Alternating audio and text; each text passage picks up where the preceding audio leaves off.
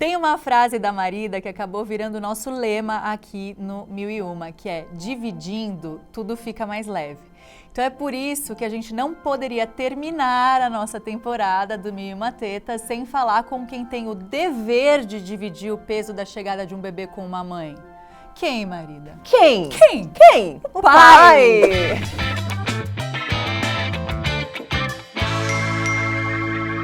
Nós abordamos aqui temas como a ausência paterna, a maternidade solo, a sobrecarga materna, tudo que infelizmente ainda é realidade em boa parte dos lares. Mas temos que dar o braço a torcer um pouquinho, porque a parentalidade ativa já é assunto entre algumas rodas de pais. Calma, tá devagar, mas tá melhorando. Inclusive na internet, né, Marida? Tem aquele pai com vontade de aprender, de ser um cara bacana nesses momentos de extrema felicidade, mas também nos momentos de mudança e de dificuldade, já consegue encontrar informação, apoio, troca. Então, decidimos convidar dois pais questionadores, flexíveis e inspiradores para uma DR, em nome de todas as mães que seguem o 1001, para contarem como funciona o lado deles em cada um dos assuntos aqui que a gente abordou durante essa temporada. Eu sou a Júlia e sou a mãe da Cora. E eu sou a Tayla, mãe do Francisco. E esse podcast é Coisa de Mãe.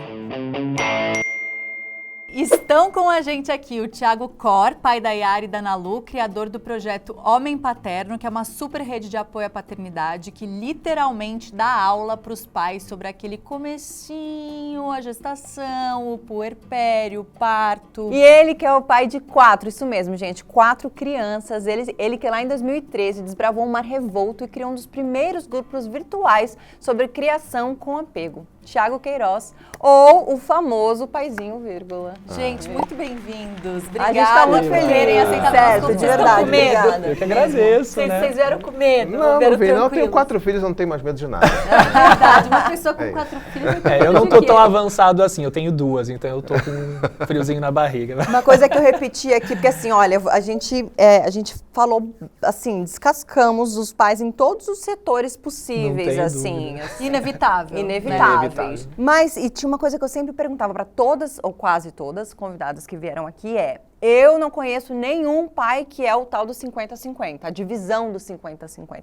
E uma outra convidada falou, eu conheço uma pessoa, eu conheço um pai. Teve que uma divide. convidada, a gente gravou 20 episódios, teve uma única convidada que conhecia um único pai Que em divide um esse lugar grupo. distante, em algum lugar ali, mas ele existe. Vocês se Vamos consideram 50-50? Honestamente, aqui pra gente? A gente pode instalar a câmera na casa de vocês? Olha, 50%, na verdade eu não vejo 50-50.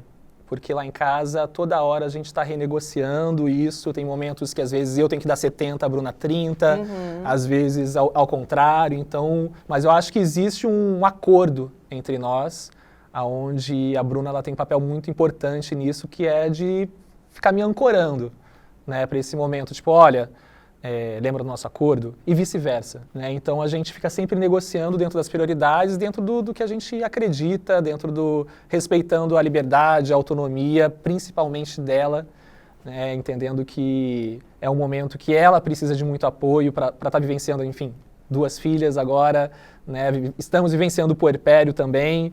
Então, Tá com quantos anos, meses e anos seus bebês? Suas a filhas? Yara tá com 6 anos e a Nalu com 1 ano e 3. Daí muitos falam, poxa, o puerpério 1 ano e 3, sim. Puerpério 1 ano e 3, né? Você já deve ter falado muito, já né? fico feliz que a gente convida um pai que sabe que o puerpério 1 ano e 3, sim, senhoras e senhores. Sim, então é Podemos algo já que... jogar na Mega Sena. Temos 2 casos aqui, assim, tipo, quem sabe a gente não ganha.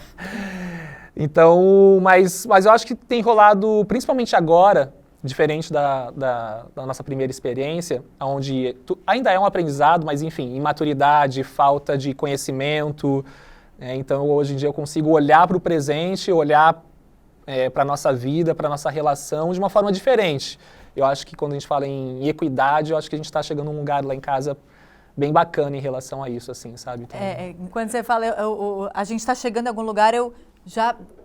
Lá em casa. Ah, tá. Porque a gente está aqui para falar que esse lugar melhor para as mulheres tem que chegar. Você acha que é viável 50-50? É possível? eu acho que ele é um norte, né? Principalmente quando a gente tem aí... A gente não pode negar a realidade, né? A gente vive numa sociedade em que a sobrecarga materna, ela está aí, pulando na cara de todo mundo, né? E a gente está fazendo aqui, estamos sendo colocados até de forma engraçada e tal, com pais unicórnios, né?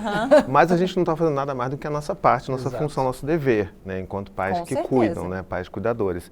Mas eu acho que existe essa dificuldade do cara que tem um filho, ele nunca teve contato com aquilo, ele não brincou de boneca quando ele era menino, então ele não teve nenhuma das brincadeiras passou por isso. Mesmo. Vamos começar Pois daí, é. é bom. Então vamos lá. Bora. Eu acho que a primeira coisa então que acho que dá pra gente falar é que o homem, né, o homem hoje em dia, né, ele vive ali um processo crítico de iletramento emocional, né? A gente não fala sobre emoção, a gente não é ensinado a falar sobre... A gente não é nem incentivado a chorar.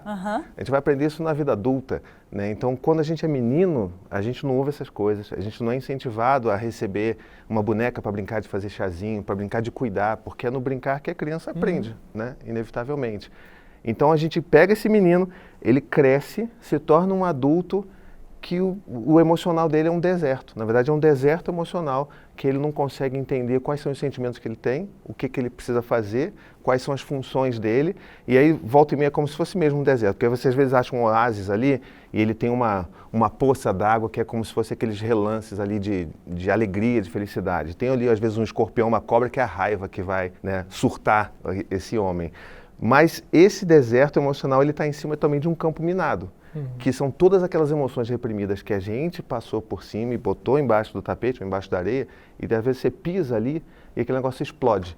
E explode em atos violentos nossos, a gente sabe disso. A gente explode em violência, seja ela verbal, seja física, e a gente não sabe como demonstrar afeto, a gente não sabe como amar, a gente não sabe como cuidar, a gente tem medo, e a gente não aprendeu isso.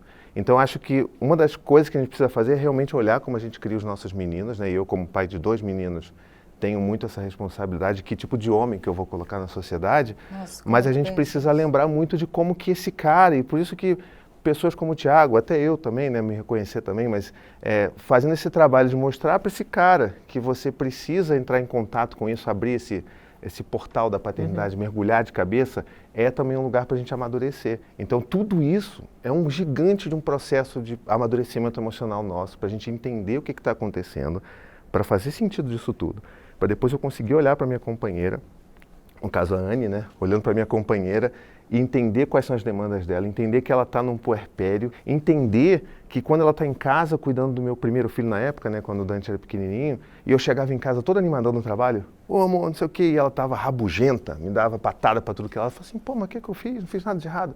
Exato, eu não estava ali. Né? A única pessoa com quem a minha esposa podia falar o dia inteiro era um bebê que não falava. Eu podia fazer xixi, fazer cocô, fazer... Não sei nem se pode falar claro cocô. Claro que pode falar tudo. Só não pode falar merda. Por favor.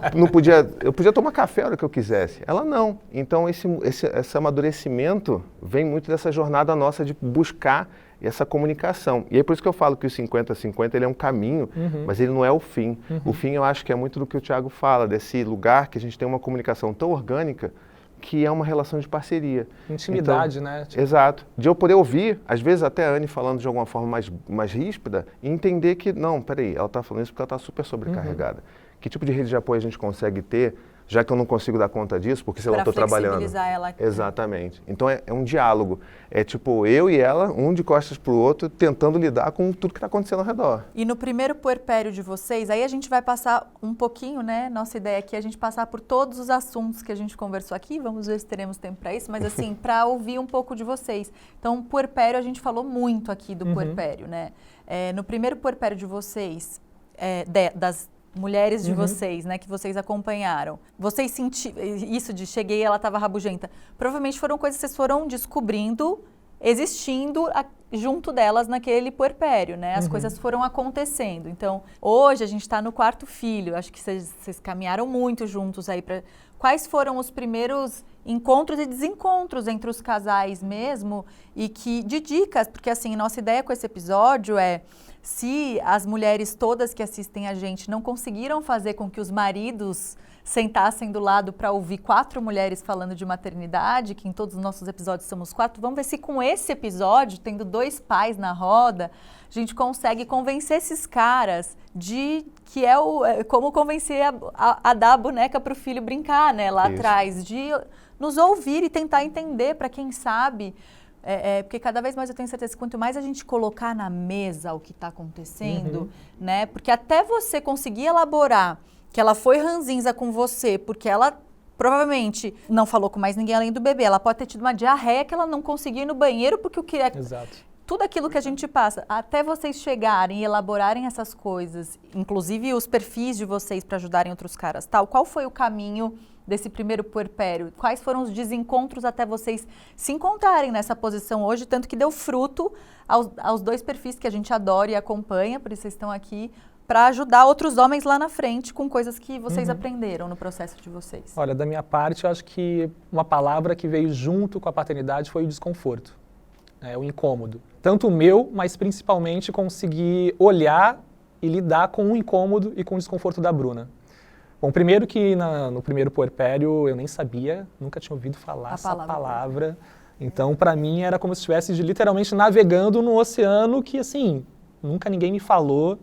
Não sei, então eu não tinha nenhum conhecimento sobre o que eu estava vivenciando. Eu acho que isso por si só já afasta a gente de uma série de possibilidades de elaboração do que se vive e de alcançar a experiência também da minha parceira.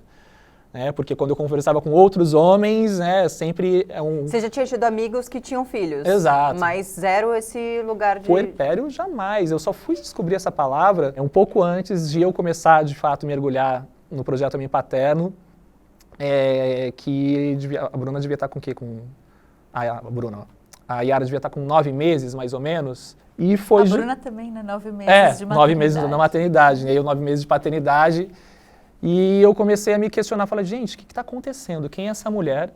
Quem sou eu? Que relação é essa? O que está acontecendo? E eu estava vendo minha relação, tipo... Escorrer pelas minhas mãos e...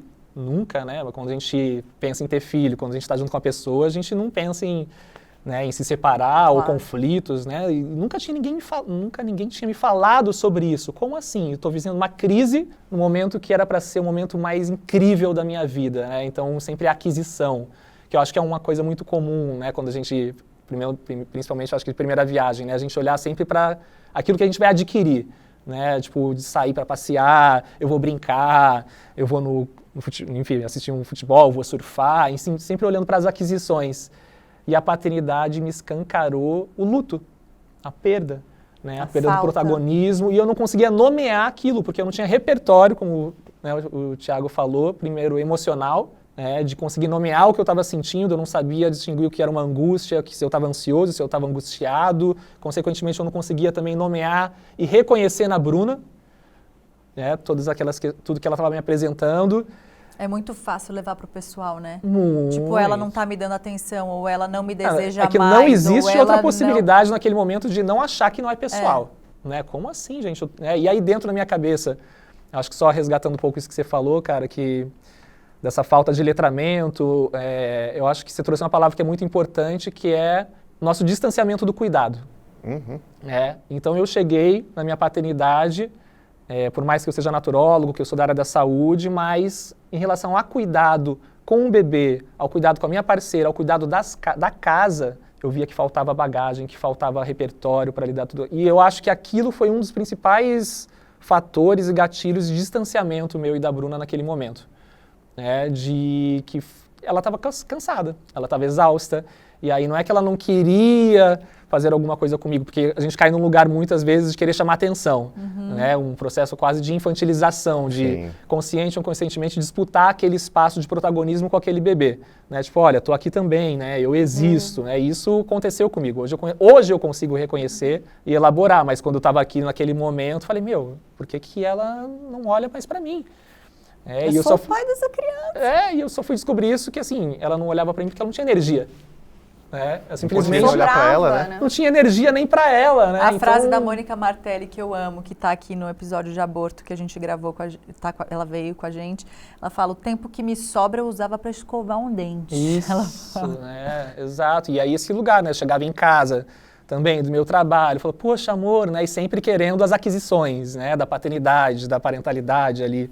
Não, fora o que dói para essa mulher, assim, pelo menos para a maioria que eu conheço, a partir de um certo ponto, óbvio, né, de tempo, esse homem sair para trabalhar enquanto você Isso. é só um peito que alimenta. Só Exato. não, né, pra caramba, mas enfim. Eu senti muito isso, assim, eu senti muito ver o meu marido sair para trabalhar, a gente tem o mesmo ofício, se realizado pra caramba, realizando pra caramba, e eu me sentindo completamente com o tempo parado ali, o tempo não passava, e ele realizando, e não sei o que, e tipo, cara, quanto isso também dói pra mulher, né? Então até essa alegria que vem, não é num lugar de egoísmo, né? Porque, pô, existe o lado que vibra, que fala, caralho, que foda, mas essa pessoa eu também queria, né? Então até esse voltar pra casa, como é que é desse pai, né? Pra essa mãe que tá ali, Exatamente. vivendo aquilo mergulhada e sem perspectiva de sair daquele lugar. É porque o puerpério é Acho que muito você tá comendo isso, uma né? coisa muito deliciosa, a coisa que você mais gosta de comer na vida e você não pode comer e eu tô aqui, né? se lambuzando. Me lambuzando, assim, né? Então deve ser, né? Porque eu não tô nesse lugar, deve ser É difícil. desesperador, assim, mas foi... Acho que esse primeiro ano foi o ano... Que te convidou a... acho que foi o ano mais complexo da minha vida, assim, sabe? De, gente, o que tá acontecendo? Não sei se você teve essa sensação, Foi. meu, o que tá acontecendo? E uma coisa que, pelo menos pra mim, foi muito forte, Thiago, de repente acho que vai se identificar, tipo, é a solidão no meio disso tudo, né? Sim. De me sentir sozinho e não me sentir autorizado a falar sobre isso, né? Muito menos pra ela, né? Tipo, poxa, eu tô sozinho, tô me sentindo sozinho. Por mais que eu verbalizasse, tomava umas pancadas, né? Tipo, porra, tá sentindo sozinho. Ah, tu tá olha só. sozinho. E eu, Tu né? tá. Tipo, né? Ah, jura? Vem aqui. Né? Eu Exatamente, né? Mas... Mas que estava sozinho, né? Mas Tava estava sozinho, porque eu não tinha meus amigos. Meus amigos me convidavam pro futebol.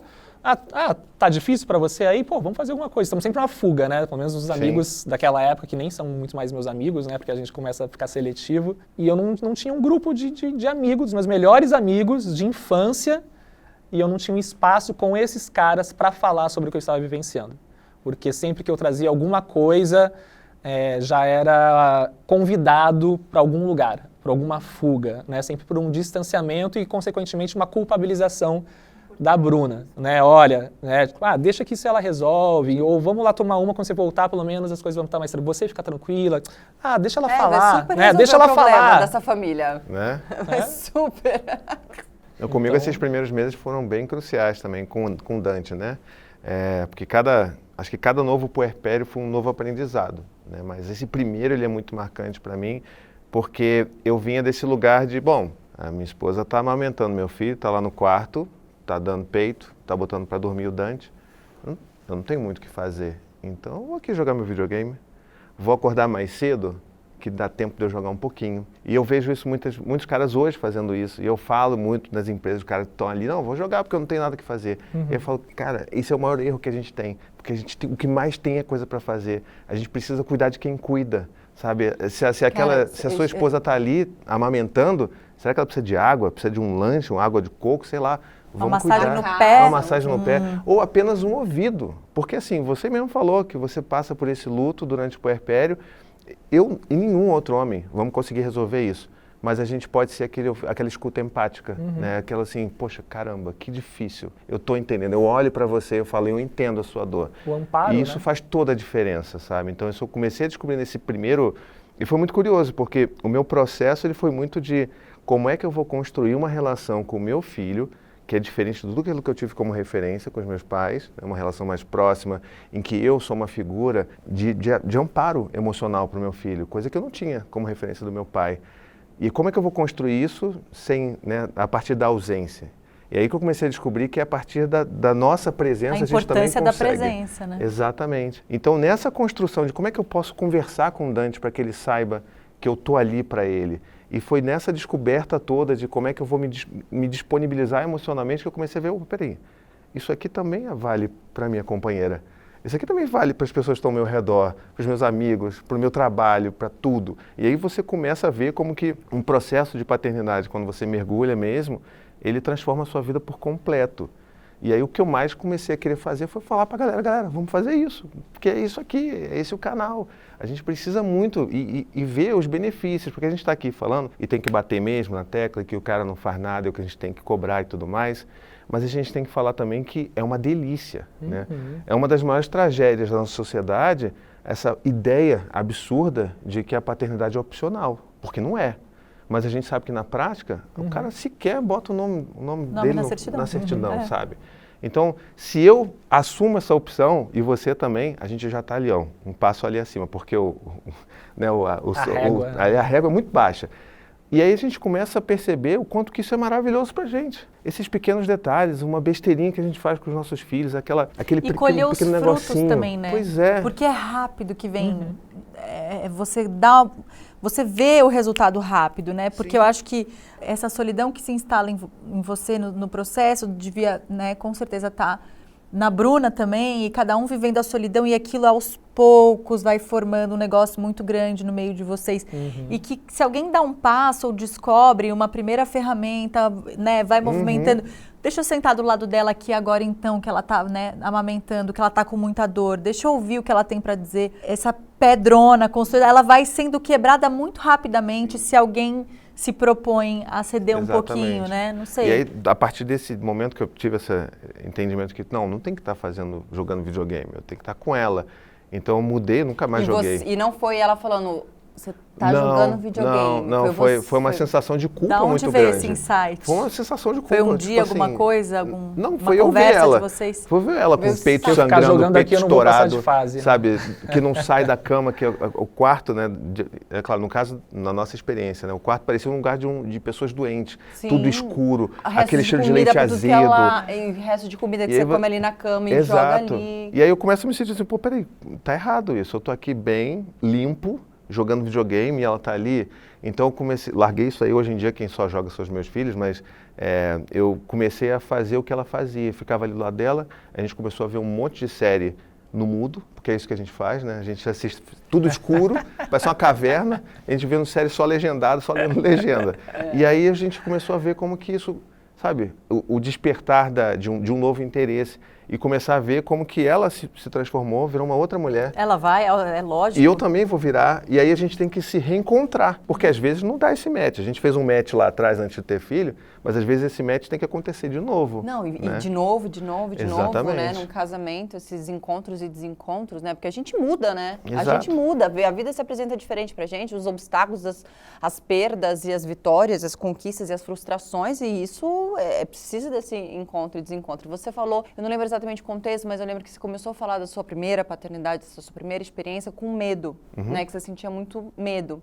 E aí você contando um pouco da sua falta de, não referência paterna, mas que você, né, da sua relação com o teu pai, me identifico muito. Porque eu tive uma depressão na minha gravidez, que me deixou em cima da cama 5 meses mais ou menos, onde nem banho nem nada, eu assim, me paralisou. E com muita análise, eu descobri que era muito da minha infância, da minha falta de referência materna, que me bloqueou, me congelou, me paralisou, na verdade, a palavra, num lugar de que mãe eu vou ser. E de buscar as referências e não ter. Então, você foi falando, falei, nossa, olha, não é tão diferente assim. Você teve referência paterna? Esse cara, quando você foi se tornar pai, ele era um lugar tipo, quero ser igual ao meu pai? Não. Ou não, né? Não. Porque Igual, é raro você ouvir isso, principalmente de homens. Bom, quando eu penso em referências paternas, eu acho que talvez esse seja o maior privilégio que eu tenho na minha vida, é de ter mais de uma referência paterna, e positiva, mesmo diante de várias lacunas que não foram preenchidas. Então hoje eu consigo olhar para os meus pais, eu tenho um pai biológico, que é meu pai, que eu amo muito, e tenho um padrasto, que é meu pai, que eu amo muito também, e tem alguns avós também que são referências paternas. E aí quando a gente olha para esses dados, né, de quase 6 milhões de crianças sem o pai na certidão de nascimento, né, de mães que mesmo casadas são solos, né, de crianças que são violentadas, enfim, e eu olho para a minha história, eu acho que eu já saio na frente, né, de muitas pessoas. E quando eu olho para isso, quando eu olho para homens que têm pais, para pessoas que têm pais, né, e quando eu olho para pais sendo pais, eu acho que é uma das coisas mais legais, né, porque a gente está falando de privilégio, e eu acho que esse é o privilégio que eu quero passar para frente, né, como um legado, de ter, né, pais como referências positivas. E isso, enfim, me atravessa muito, mesmo sabendo que várias coisas... Eu acho que esse é o bacana, né, quando você traz a ausência como uma referência, de fato ela é uma referência. Né, muitas pessoas falam, você tem pai? Não tem pai, não quero nem saber, e assim, não tenho pai. Mas essa ausência de fato é uma referência. Diante de todas as presenças, a presença que eu tive, eu acho que o mais legal é conseguir olhar para os meus pais e olhar e pensar o que eu desejo e o que eu não desejo replicar. Eu acho que essa é uma pergunta muito fundamental, né? Sempre que um pai, um homem pergunta, Thiago, qual é a primeira coisa que eu faço para me preparar para a paternidade? Eu penso que é trazer essas perguntas reflexivas, existenciais, né? Quem são as minhas referências paternas? O que eu desejo e o que eu não desejo replicar? Aonde estava o meu pai na hora que eu nasci? Essa é uma pergunta que eu só fui fazer... Muito importante. Aonde estava o meu pai na hora que eu nasci? E não só para os futuros pais, mas para as futuras mães também. Exato. As questões... eu tenho uma questão muito no meu casamento hoje, que na análise eu vou descobrir de vários gatilhos dele viajar a trabalho, então não é nem a ausência de trabalhar e voltar, mas viajar e sair a trabalho, que faz todo sentido quando eu leio o diário que minha mãe escreveu durante a gravidez dela, que meu pai estava sempre viajando. E ela passou aquela gravidez indo sozinha, fazer todos os exames, meu pai nunca foi a nenhum e tudo mais, que ela conta essa história super, né, romantizada e num lugar feliz dela hoje, né? Meus pais são casados, super felizes, casamento e tal. Mas eu enxergo total a solidão daquela mulher, me colocando no lugar dela, se eu tivesse que ter ido para todas as minhas consultas sozinha, se eu tivesse que ter passado de meu irmão bebezinho indo operar e o meu pai viajando, indo operar, tal. Então, nesse lugar, eu entendo o gatilho cada vez que o meu companheiro me fala que ele vai viajar para trabalhar, bate muito errado em mim. Muito errado. E hoje eu já entendi que vem daí. Então, isso, né, essa pergunta da Tayla, ela é muito grande, porque da onde estava... E aonde a gente tem que ressignificar para entender que as nossas histórias são diferentes, né? E a sua mãe, provavelmente, ela é lida como uma guerreira, né? Como a supermãe, aquela que deu conta de tudo, e isso acaba virando, inclusive, um parâmetro. Porque a mãe que é mãe é aquela que sofre. É aquela que dá conta de 5, aquela que segura a onda enquanto o homem está conquistando o mundo, né? Sempre no mundo, pro mundo. A mãe está ali, e essa é a mãe. E aí, de repente, quando a gente fala, né, em relações mais equitativas, onde o homem exerce esse papel de cuidado, vem muitas vezes um julgamento da sociedade. Tipo, que tipo de mãe é você? Que deixa, né? Cadê? Você está deixando o seu filho com o pai da criança, né? Com o pai, né? Você está deixando seu filho com o pai? Isso é irresponsável. Não, e aquela diferença absurda do pai que troca uma fralda. Desculpa, é que você falou tá dentro disso, você falou, né, do meu vídeo, que você falou, pô, eu vi seu vídeo entrando no berço, chorando com teu filho. Sim. E uma loucura, porque meu filho tá com 9 meses, e quase 10 no caso. Primeira vez que eu saio de casa para trabalhar, falo isso no texto, né? E aí teve um comentário, nem li tudo, mas eu lembro que tinha um logo que eu postei assim, falando, nossa, mas ele é muito pequenininho para você estar trabalhando, você não acha que você tinha que pensar? Não sei o que. Aí eu falei, peraí, licença maternidade são 4 meses. Meu marido teve 15 dias de licença maternidade. Que porra de 10 meses é pouco assim para estar trabalhando? Que planeta essa pessoa vive? Não, e quem é ela para falar da sua vida? Não, aí é a internet, né, gente? As pessoas falam da vida dos outros achando que tem... Mas eu fiquei realmente fazendo essa conta, né? Que de novo cai na mãe, o maternar é sua responsabilidade e assim... Essa conta não fecha, né? O cuidado, na verdade, né? Eu acho que tudo vai muito... A gente sempre volta para a raiz, né? Que eu acho que acaba sendo essas construções das masculinidades, esse afastamento do cuidado. E quando a gente olha para a nossa cultura, o cuidado ele foi delegado impostamente, de forma violenta, às mulheres. Sim. Né? Então isso faz parte de uma construção social, não é uma opção. Né? Que tipo de mulher é você que não cuida e que você não quer ser mãe? E você não ama ser mãe e você não dá conta de toda a complexidade. Que tipo de mulher você é, Tayla? Que você está reclamando, que está amamentando, poxa, olha só. Que você deseja ir trabalhar com seu filho com 10 meses. Exato. Agora você falou do cuidado, você tinha dito que te faltava repertório, voltando lá no começo. Sim. Aonde você foi procurar para dar dica para os pais que a gente Falta possa ter dado algum insight agora que faltava no cuidado e tudo mais? Qual foi o seu primeiro, por onde você começou? Olha, primeiro foi pedir ajuda. Primeiro é reconhecer, né? Acho que primeiro a gente tem que reconhecer. Exato. Primeiro, parte por esse... Que já é, por que esse eu acho ponto, que é o né? mais difícil. É o mais difícil. Eu acho que um dos principais desafios dos homens em geral e dos pais também é pedir ajuda. Porque é isso, tipo, a nossa régua é muito pequena, qualquer coisa que a gente faz, a gente é super valorizado e a gente acaba acreditando. Eu acreditava que eu era um super pai, porque todo mundo falava pra mim, Thiago, primeiro antes, né? Pelo menos não sei como é que era você, pelo menos pra mim era tipo, quando você for pai, você vai ser um super pai.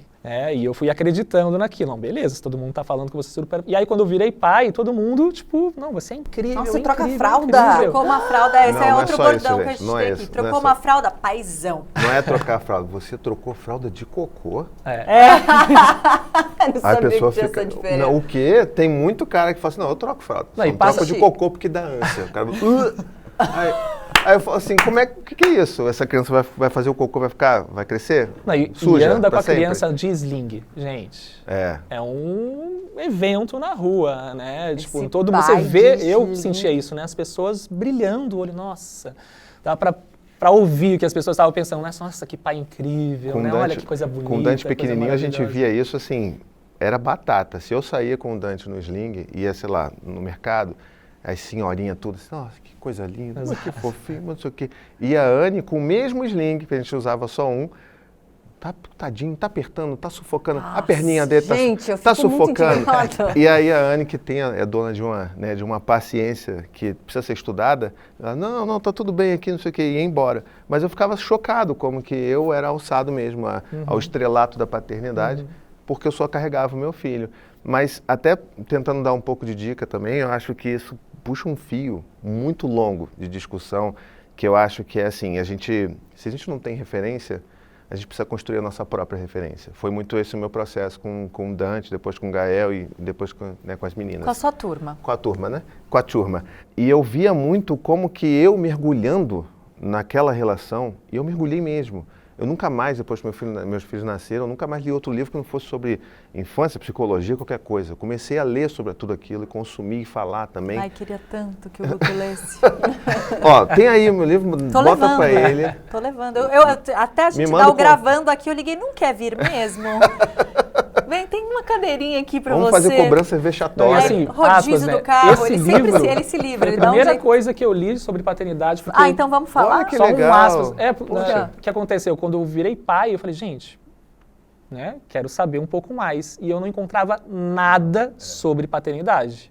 Eram, enfim, textos gigantes, né, vários conteúdos sobre maternidade, de uma forma óbvia, 2 linhas sobre paternidade que nem precisava, porque era a coisa mais óbvia do Ih, mundo. não morre né? mais, olha lá, o pai da criança chegou. Acabou. Cara, Acabei de já- falar! Ih, Não, Maria. não vou te botar aqui, Ficou não. ruim pra tu, hein? Acabei de falar que eu ainda implorei. Ele chegou, gente. Ela tava assim, eu queria tanto que ela pedi pra lesse esse ele livro vir. aqui, ó. Ele veio. Aí tava falando que eu ia levar pra você o livro do Thiago em casa. Já que... Ele chegou, gente. Gente, Desculpa. tretas à parte, por favor. Não quero Sabe violência. que eu queria uma opinião de vocês? Porque eu já até também trouxe aqui num outro lugar, mas agora tem uns homens aqui para responder, né?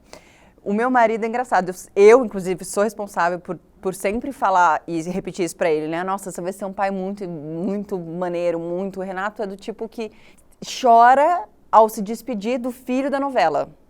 Isso não é um chorar, tipo, chorar não. Chorar, tipo, vai... Pelo amor de Deus, o que aconteceu? Tipo assim, desesperado, porque tava se despedindo do filho da novela. Então eu sempre pensava, cara, esse cara... Meu Deus do céu, um pai vai ser um pai assim, né? E o sonho da vida dele era ser pai, sempre foi. E aí, quando o neném nasceu, fui fazer curso porque achou um curso de paternidade para fazer, para ter mais folga na empresa, porque se ele fizesse esse Sim. curso, teria mais dispensa. Eu nem sabia que existia. Falaram para ele, ele foi atrás, enfim, muitas coisas que eu já falei aqui. Já enchi bastante a bola dele nesse programa também. Já meti o pau também um pouquinho. Mas o ponto é, teve um momento que eu comecei a cobrar muito. Cara, você não tá fazendo isso, você não tá fazendo aquilo, você não tá fazendo isso, você não tá fazendo aquilo. Você não tá dando atenção. Você brincou com seu filho hoje? E aí a minha analista falou, não se cobra. Não se cobra a atenção do pai. Não se cobra. Você já não tem ajuda? Assim, o básico de ajuda você tem? Tá tudo bem? Tá tudo bem? Então não se cobra a atenção de pai. Amor de pai não se cobra. O que vocês acham sobre isso? Eu ficava assim, não é possível que eu não posso cobrar. Tá óbvio que eu tenho que cobrar. E tentando segurar, assim, porque também, de novo, tem um número que os pais só se envolvem, a maior parte emocionalmente, com os filhos a partir de uma certa idade, onde já fala, onde já brinca, onde já conversa. Então, Conta pra gente um pouquinho, Isso eu acho assim. que... isso é tenso, porque e vem uma outra problemática que existe, que a gente sabe muito bem, que é o cara que tem um filho e fala assim, não, quando ele ficar mais velho, eu vou recuperar esse tempo. Eu compenso. Eu, pra onde eu olho para falar? Qualquer uma dessas. Ó, Não nossa, vai, essa- meu amigo. Você não vai recuperar, só vai piorar. Você não acha que você não construiu relação nenhuma com seu filho durante a primeira infância, você acha que vai recuperar alguma coisa na adolescência? Ele não confia em você. Ele vai buscar sempre a mãe. E é isso que todo mundo faz. Por isso que todo mundo vai chorar no colo da mãe. E esse, para mim, é o meu maior parâmetro de paternidade, é eu saber se os meus filhos, em especial os meninos, quando se machucam, eles também recorrem a mim. Porque eu preciso ser esse porto seguro para os meus filhos. Estou até batendo aqui de emoção no microfone. Eu preciso ser esse porto seguro para os meus filhos, emocional. Eu preciso saber que eles não vão vir para mim só para brincar, para jogar eles para o alto, né, para tirar foto. E vão só correr para a mãe quando precisarem, sabe? Então, acho que isso daí é um processo. É o todo dia. E você não constrói isso, sabe, quando a criança fica mais velha. Não, você constrói isso todo dia. É estando ali, é trocando fralda todo dia, é ouvindo a treta da escola, é ouvindo um irmão brigando com o outro, cuidado, tentando intermediar. É o cuidado, sabe, cortando o pão ali francês e botando queijo para um, presunto para o outro, porque o outro só gosta de presunto, e queijo com presunto para outra que gosta de tudo misturado. É você reconhecer... E emendando uma fralda de cocô. E emendando ali uma fralda explosiva. Uma Não fralda nunca é só de explosiva. cocô, ela é explosiva. É o então, coconuca. Coconuca. Então é fazendo tudo isso, porque é um pouquinho de cada dia, sabe? A gente tem que lembrar que a nossa paternidade é um exercício e é um trabalho. E essa... Inclusive o cuidado, né? O cuidado da criança precisa ser enxergado como trabalho. Porque o cara vai para a rua trabalhar e quando chega em casa, você não fez nada? Não, fiquei lendo um livro. Você não fez o nada? dia inteiro aqui. Não fez a janta? Como é que é? E a gente precisa ficar lembrando isso. E isso, na verdade, não é o seu papel enquanto mãe. Por isso que eu queria puxar esse fio. Que você cobrar o afeto, a presença, o que o cara tem que fazer. Isso é nosso papel aqui. A gente tem que falar para os nossos amigos, olha, que isso, bicho? Tu tem uma filha aí, tu não cuida, tu nunca foi visitar? Como é que tu não paga nem pensão? Tu vai de 15 em 15? Que isso? Não pode ser assim. Não, e a essa gente tem que pergunta é muito cobrar. Esse é o louca, nosso porque papel. eu recebo, não sei se é você, mas eu recebo muitas mensagens de mulheres falando como que eu faço para o Sim. meu marido, para o pai do meu filho, da minha filha, né, se engajar na paternidade, ser mais responsável. O que eu faço? A pergunta é, o que eu faço? E você responde o quê? E aí eu falo, putz, né, gente? Escolhe eu vou- outro. Mentira, Porque brincadeira. você sabe que cobrar, Desculpa, já falei isso aqui várias vezes, cobrar vira mais uma demanda. Exato. Né? Isso, eu falo- Meu marido tá aqui ouvindo, assim, eu cobro pra caramba. E já falei, que Tayla também já falou, se eu cobrasse assim em casa, não sei se meu marido aguentaria. Mas vira mais uma demanda pra essa Exato. mãe também, afasta esse casal e não resolve muito. Não Porque o resolve clique nada, tem né, que vir, gente? não, digo, na presença, assim, talvez na hora ele vá lá e faça o que você pediu, porque você reclamou e tal, mas não é, eu acho que essa coisa tem que vir meio que de dentro mesmo, assim, é aquela coisa da Mas como é rocha que faz pra vir de dentro? Como é que faz? Então, a questão... Esse é o ponto, É, gente. Como é que faz pra vir de dentro? Traz ele Vida aqui, a difícil. gente vai virar ele do avesso. O meu tá aí, ó, acabando, você senta ali do lado dele. Vem aqui depois. Vamos lapidar o quê? É com faca, bisturi? Mas E eu aí- respondo muito dizendo primeiro que não é responsabilidade dela. Acho que esse é um ponto muito Cobrar, importante. Não é responsabilidade Fazer. dela educar Esse pai. ou fazer com que ele seja pai. Pegar na mãozinha, Que é sabe? responsabilidade Vem cá, dele. vou abrir um tapete vermelho para você exercer a sua paternidade plenamente. Tipo, olha, não é sobre vem isso. aqui ser pai, porque, né, não se esquece que você é pai toda hora. Então, eu sempre... Eu entendo, né, porque quando a gente está ali envolvido, a gente ama a pessoa, a gente quer que a pessoa se envolva, faz parte. Né, eu acho que faz parte desse movimento de convidar, né? Poxa, vem fazer parte dessa experiência que é bacana. O seu começou com quanto tempo o clique? Porque você falou que no puerpério você se afastou da Bruna, teve toda essa Sim. dificuldade, não se sentiu Fazendo parte. fazendo parte. Tinha uma achou solidão enorme. Uma solidão enorme, não se sentia até com... Sim. com 9 meses, ele disse, né? 9 que foi meses. quando- Eu me sentia pai, a minha questão era mais de entender o que estava acontecendo, principalmente na minha relação com a minha parceira. ela. Porque com a minha filha eu me sentia muito pleno, mesmo diante, sabendo que eu não fazia muitas coisas, hoje eu tenho plena consciência, né? Por isso que eu estava tão pleno assim, né? Eu pleno e ela não. Mas o parto para mim foi algo muito impactante. Assim, e aqui só falando que é muito comum eu ouvir, tipo, provavelmente vocês já ouviram essa frase, né? Um homem só vira pai depois que o filho nasce. Né? O que não é uma verdade. Eu conheço pais homens que são tentantes e que se sentem mais pais do que homens que já são pais com filhos nascidos. Porque a paternidade ela é uma construção, né? Então você vai construindo essa paternidade à medida que você se aprofunda em tudo que envolve a paternidade. Você começa a estudar, você começa a se preparar, você começa a conversar com a sua parceira, você cria intimidade sobre essas temáticas com as nossas parceiras. Né? Exatamente, temos um interesse comum. Mas para mim o parto, que é comum a muitos homens, aí sim é comum a muitos homens, para mim foi muito impactante. Eu falei, gente, como que ninguém me falou sobre isso? Que mulher é essa? Eu olhava para a Bruna e falei, gente, que mulher é essa? Olha que potência. Eu não consigo nem nomear o que eu senti naquele momento, na verdade, porque o parto da Yara também eu nem consigo nomear porque foi uma outra experiência, mas para mim foi muito impactante ver a minha filha nascendo. Assim, foi uau, que loucura, que coisa psicodélica, sabe? Um tempo fora do tempo, né? Tudo aquilo que estava acontecendo. E para mim foi muito impactante, mas eu acho que essa ficha, né? Porque é uma pergunta, né? Quando que cai a ficha, né?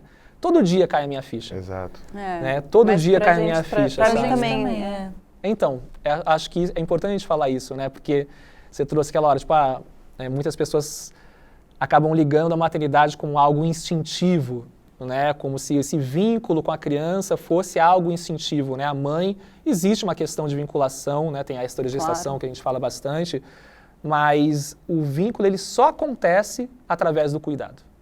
E a criança ela só vai se vincular a quem cuida ela. Então, quando o Thiago, né, quando você traz essa questão, né, da segurança, desse apego, ela só se dá pelo cuidado. E se você não cuida, se você não está ali presente, essa criança naturalmente, aí sem querer culpabilizar, porque a gente sabe que existe todo um sistema também que faz com que muitos homens não possam exercer sua paternidade de forma presente. Então, não só os homens, né? As mulheres exato, também. quando a gente fala em paternidade ativa, né, que esse, nem gosto, eu sou bem crítico a esse termo, né, porque se precisa um adjetivo depois é porque alguma coisa está errada, né? Exato. O sonho é que a gente fale pai um dia, a gente já entregue tudo, né? Mas esse termo paternidade ativa e muitas coisas que se fala na internet, principalmente, é importante a gente localizar que é principalmente de pais privilegiados. Porque se o cara sai às 4 da manhã de casa com a filha dormindo e tem que voltar porque ele está sobrevivendo, e aí eu falo para ele, pô, você tem que ficar cuidando, trocar de para meu amigo, eu preciso comer. Então, eu acho que é importante a gente falar sobre isso. Isso não significa que ele não possa se vincular de outras formas e cuidando também. Mas é diferente. E é um absurdo, porque é diferente mesmo. Porque quando eu falo que eu não tinha uma referência materna, né, tadinha, minha mãe vai assistir e falar, oi, querida, eu tô viva, eu tô aqui, eu te existo, a gente se ama. E sim, mas a minha mãe, os meus pais, né, saíam para trabalhar, quer dizer, a minha fase bebê eu não me recordo. Eu vim de uma realidade zero privilegiada. Minha mãe é empregada doméstica, meu pai trabalhava com o que tinha, já carpia o quintal para ganhar dinheiro, enfim, era uma realidade muito pobre. E minha mãe saía para trabalhar às 0h, 5 da manhã, voltava à noite ela costurava para fora para fazer bico, passava a roupa para fora. Então, assim, eu não tive essa referência desse cuidado, né? Existia um cuidado, porque ela trabalhava para sustentar a gente, só, pura e exclusivamente para colocar comida dentro de casa, pagar luz e água. Mas eu não tinha essa referência de cuidado, de maternar que a gente vê por aí, né? Que a gente, sei lá, via na novela, via no filme, via nessa coisa do cuidado e de estar ali presente, de ensinar alguma coisa. Não tive essa referência, sabe? Assim, só para corrigir aqui para minha mamãe não ficar tão... Mas ela estava ali, ó, trabalhando de noite para sustentar as filhas. Mas voltando, complementando esse lugar do privilégio, né? Que loucura isso, né? Porque é a grande maioria ainda. A gente está falando de um país, né, de classe social baixa, pobre, com muita pobreza. E como é que fica todos esses filhos, né? Que acabam, né, esses pais, esses filhos sem escolha. O que esse pai pode fazer por essa mãe tendo que sair para trabalhar cedo e voltando tarde? E essa mãe também que sai, gente. Como é que fica esses filhos sem essas referências, né? Eu acho que, assim, é aceitar a situação em que se vive, o contexto em que se está, né? E fazer o melhor do que se pode ter. E lembrar que a gente é humano, né? Então, assim, se esse pai, ele tem disponível 15 minutos do dia dele para ficar com o pai, que sejam os 15 minutos da vida dele. Que não tenha telefone, que não tenha televisão ligada. Eu falo muito isso. Que seja qualidade, não quantidade. Mas aí, aqui cabe a qualidade, né? Desculpa te cortar, Thiago, porque essa narrativa, ela é utilizada por pessoas que às vezes eu falo, mano, você tá me tirando, né? Sim. Né? Porque é uma forma, inclusive, de fazer a manutenção né, desse machismo e desse distanciamento Claro. do cuidado. Não, poxa, pelo menos aos Mas finais de quando o semana tempo- eu entrego quando eu entrego tô, qualidade. O que importa é qualidade, não quantidade, né? Mas nesse, Não, nesse sim, caso, não. poxa. A gente está falando de casos completamente diferentes. Exato. Né? Não, mas só assim, para reforçar mas é esse pra Para reforçar, reforçar, viu, que pais? é muito É. comum A gente utilizar tá falando essa das essa pessoas frase. retórica, que trabalham, saem às muito 5, comum. voltam às 9, porque 3 horas de busão para voltar para casa. E tem, realmente... tem, por exemplo, famílias que optam, inclusive, para a prática de cama compartilhada, um pouco mais estendida, como uma forma também de se vincular, porque sabe que aquela criança não vai ver o pai, mas vai estar ali no mesmo quarto, ou na mesma cama. O cheiro. E vai estar o cheiro. E tinha, né, aquela coisa de você deixar um papelzinho, um recadinho, um desenho para o seu filho, para ele saber que você estava ali e pensou nele. E é claro, a gente não está romantizando a ausência parental, mas a gente tem que, né, ser honesto com a realidade que a gente vive. E pensando até assim, dando um pouco de dica, porque eu também recebo direto essas mensagens, né, de como é que eu faço meu marido ler teu livro? Porque ele não vê teu vídeo. Eu mando para ele. E as mães são tudo curadoras de conteúdos, né? O que é um absurdo. Elas precisam pegar os textos. Não, esse aqui eu acho que ele vai gostar. Esse aqui vai pegar meu marido. E manda e o cara nem olha, Esse aqui, sabe? acho que esse aqui Então, ele vai ler, né? é. Até o Fica fim. curtinho, Esse aqui ele vai ler até o fim. Você que Exato. e-mail. Não, esse aqui tem 15 segundos, ele vai ver. Exato. O pai aqui está dançando, ele vai ver, não é Exato. possível. O pai aqui tá Né? dançando. Exato. Alguma coisa esse cara vai fazer. Mas eu acho que o que a Gente, gente que precisa loucura. fazer é lembrar de novo da responsabilidade que eu, Thiago, aqui, os outros homens, outros pais temos. A gente tem que assumir esse lugar de construir esses lugares seguros para esses pais falarem sobre isso. E lembrar que tudo isso tem uma construção. Vem lá de como a gente foi socializado. Então, quando eu vou, por exemplo, numa empresa e vou falar e criar um grupo de homens lá conversando, que esse homem se sinta seguro o suficiente para falar atrocidades e que ele não vai se sentir julgado. Porque a gente sabe muito bem que se a gente falar um negócio, uma letra errada aqui, acabou, cancelado, né? Mas se a gente consegue criar um lugar seguro, esse cara vai se vincular com os outros, vai lembrar, pô, às vezes alguém que está assistindo aqui fala assim, pô, eu também estou fazendo isso de jogar videogame. E peraí, vou parar de fazer isso. Saquei. Então, às vezes o cara, por exemplo, numa dessas reuniões que eu fiz, um cara chegou e falou assim, pô, minha esposa ficava mandando lavar louça todo dia. Eu odiava fazer isso. Aí um dia eu tive uma ideia. Eu resolvi fazer tudo errado. Quebrei até copo, começava a lavar, para ela não me mandar mais, porque eu não fazia direito, então ela não me mandava mais fazer. E assim, você tem que, é isso, você respira aquele ódio assim, Nossa. vem, queima Gente. você. Eu só, não, calma. Aí você começa, cara, mas espera aí, mas se você não vai fazer, quem vai fazer? Você não gosta, mas será que sua companheira gosta? Será que não tem um diálogo que você pode falar assim, olha, eu odeio fazer isso, mas vamos dividir de outra forma, eu vou lavar o banheiro, você fica com a louça. Você também odeia? Vamos parcelar uma lava-louça aqui pra gente resolver esse problema, e eu boto lá na lava-louça, mas eu não vou lavar. Então acho que a gente precisa ter esses espaços, porque se eu chego e faço um vídeo esculachando esse pai nunca mais vai voltar para ver um vídeo meu. Sabe? Eu quero que ele venha para ouvir e refletir e falar assim, caramba, cara, pô, que zoado isso que eu estou fazendo, não tem nada a ver isso que eu estou fazendo. E o cara vai começar a evoluir e lembrar que, poxa, talvez esse cara, e no caso desse cara até foi isso, a construção dele na infância era que ele era obrigado a fazer tarefas domésticas como forma de punição. E aí a gente vê, por exemplo, hoje em dia isso ainda é praticado, vê vídeo viralizando a beça aí, não, a criança me respondeu, foi grosseira com o pai, com a mãe, tá aí lavando né, o banheiro sujo, eu tô aqui tomando uma cerveja. Tipo, ok você fazer isso, você vai ter um monte de comentários, mas você vai estar associando uma tarefa de limpeza, de cuidado da casa Como a uma um coisa muito castigo. ruim. Um castigo, é. Então é lembrar que tudo isso tem um início e a gente pode mudar o fim. Mesmo que o início não tenha sido tão bacana, mas a gente pode mudar. Eu já queria até emendar aqui um outro assunto que a gente falou muito aqui, que é mãe de primeira versus mãe de segunda viagem, né? Vocês tiveram um primeiro puerpério super difícil, né, nas primeiras gestações, por todas essas descobertas, por não saberem o que é puerpério, por não entenderem nada do que estava acontecendo com as mulheres de vocês, o casamento fica abalado.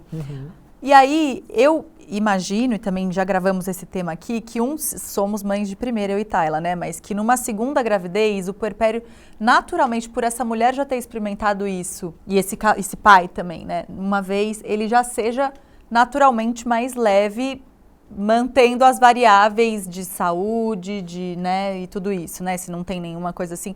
Ela já sabe que aquilo passa em algum momento, né, o puerpério.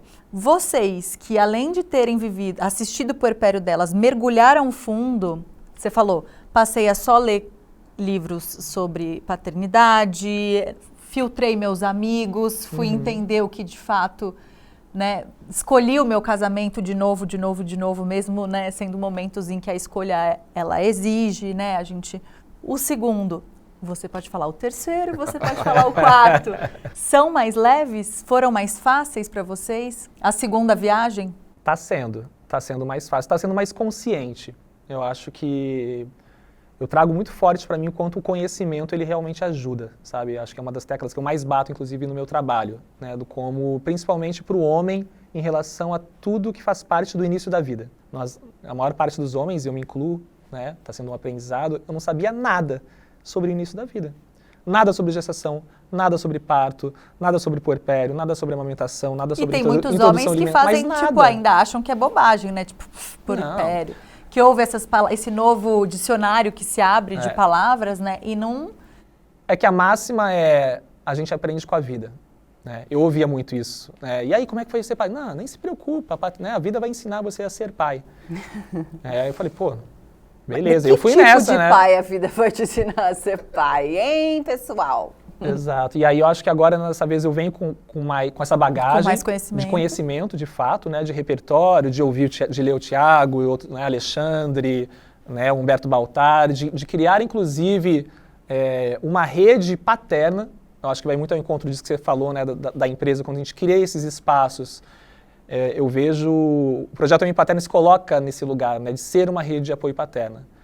Porque eu não acredito que ninguém ensina ninguém a ser pai. Inclusive, eu acho que se alguém está assistindo a gente aqui com a ideia que a gente está querendo ensinar alguém a ser pai, pelo amor de Deus, gente, não é isso. Ninguém ensina ninguém a ser pai. O que existe é o que a gente faz. Aliás, né? quem dera, né? Assim, seria maravilhoso, mas não é isso.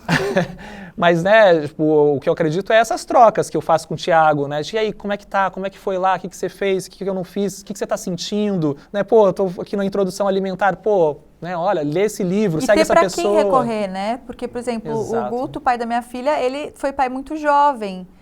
Agora ele tem um amigo que teve filho, mas assim, os amigos dele todos, nenhum tem filhos ainda, ele foi pai muito jovem. Então quando esse cara não tem também, não tem um Thiago pra ligar. Exato, exatamente. Ele faz o quê? Normalmente ele não faz, né? Normalmente ele recorre e sobrecarrega a mulher. Esse é o padrão. Mas aí você pode também optar, mergulhar e abraçar o caos, que é o que a gente faz, né, no dia a dia.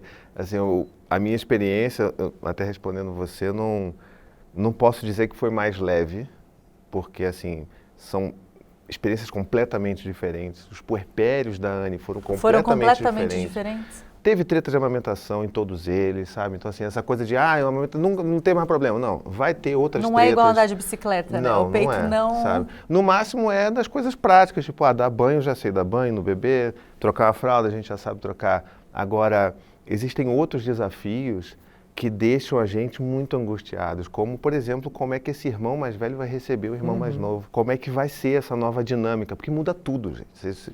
Qual a diferença do primeiro para o segundo? A diferença do primeiro para o segundo é 2 anos e 3 meses, e aí depois teve um salto maior de 4 anos e agora de novo perto de 2 anos. Era muito difícil, para mim, uma das maiores sensações de desespero que eu tinha quando comecei a ter o segundo, depois o terceiro e agora o quarto, era essa sensação de que está escancarado na minha cara de que eu não consigo dar conta.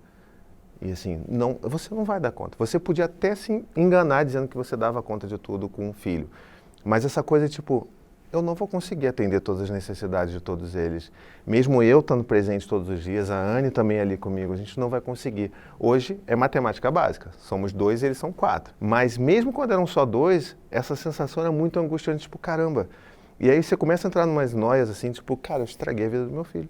Estraguei a vida do Dante, porque eu botei um irmão aqui e agora eu não vou mais conseguir fazer tudo o que eu gostaria de fazer com ele, vou ter que dividir a atenção. Como é que vai ser isso? Então é um processo também da gente se reconhecer mais humano e lembrar que a vida é assim. A gente vai tentar dar o nosso melhor. Eu comecei a brigar muito mais com eles, a perder a paciência, a gritar. As pessoas acham que eu não grito com os meus filhos, é loucura, eu grito.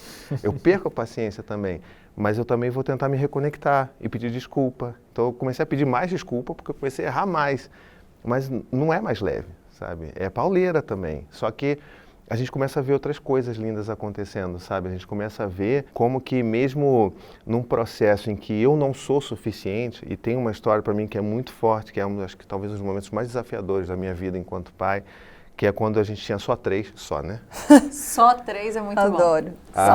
A Maia era, na época, a caçula, ela tinha 5 meses mais ou menos, o Gael tinha 4 e o Dante tinha os seus 6 anos. E aí essa coisa de escola, um filho traz pereba, passa por outra doença, não sei o quê, Cora e Gael tiveram que ser internados. E aí quando você interna uma criança, ela precisa estar acompanhada 100% do tempo com, né, o responsável. Então dividiu, como a Maia ainda mamava, a Maia ficava com a Anne no hospital e eu ficava com o Gael no hospital. E o Dante? Como é que acontece? Isso aconteceu, eu lembro claramente desse dia, quando precisou internar. Foi um dia que o Dante, o Gael e a Maia estavam ruins, né, estavam bem mal. A gente levou o Dante, eu levei ele para a escola, sempre levei. E aí quando a gente volta para casa, porque eles estavam mal, eu falei, não, tá bom. Aí eu cheguei em casa e eles estavam muito pior. E aí a Anne fala assim, a gente vai ter que levar eles para o hospital para ver o que está acontecendo. Aí a gente chega lá e aí começa a bater aquele desespero. Nossa. Será que a gente vai sair daqui? E aí da escola. E aí? E o Dante está lá na escola? Ele foi para a escola, os irmãos estavam doentes em casa, só isso. E aí chega a decisão, não, eles vão ter que internar, porque o negócio está brabo. Foi uma bronquiolite, né, uma coisa bem pesada, assim, ficaram quase 10 dias internados. E eu assim, o que eu vou fazer com o Dante? Ele vai chegar da escola e não vai ter ninguém na casa dele. E isso assim, por muito tempo, isso ainda me maltrata muito, porque o Dante ainda lembra, com 9 anos, de como que ele chegou em casa e não tinha mais ninguém. A gente conseguiu alguém, obviamente, para ficar com ele, né, uma rede de apoio para ficar com ele, mas eu não conseguia nem sair do hospital para contar para ele o que estava acontecendo. E aquilo, eu ficava, pô, mas eu preciso estar aqui pro Gael, porque o Gael está assustado. Mas e o Dante, né? Então você fica nessa, e aí? Mas aí a gente abraça e aceita que a gente não vai ser o suficiente, sabe? E aí eu lembro também da primeira vez que eu consegui fugir do hospital para ir para casa e falar com o Dante. Falei assim, filho, olha, seus irmãos estão doentes, estão no hospital. E eu não consegui falar. Eu sentei na frente dele. Só chorava. Eu não conseguia, a palavra não saía. E aí ele simplesmente me abraçou e falou, pai, pode chorar, pai. Eu tô aqui para te ajudar. E sabe, tipo, como que a paternidade não pode ser incrível? Como que, sabe, esse abraço que eu nunca mandei ele me dar. Ele me deu no momento que eu mais precisava.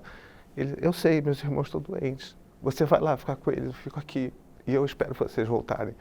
Então, para mim, é isso que a gente precisa fazer para que esses homens que estão aí... Não, e que lindo seu filho ter acesso a você explorando e entregando para ele seu coração escancarado. Não tem como. Porque é outra coisa que eu tenho na minha memória. Obrigado.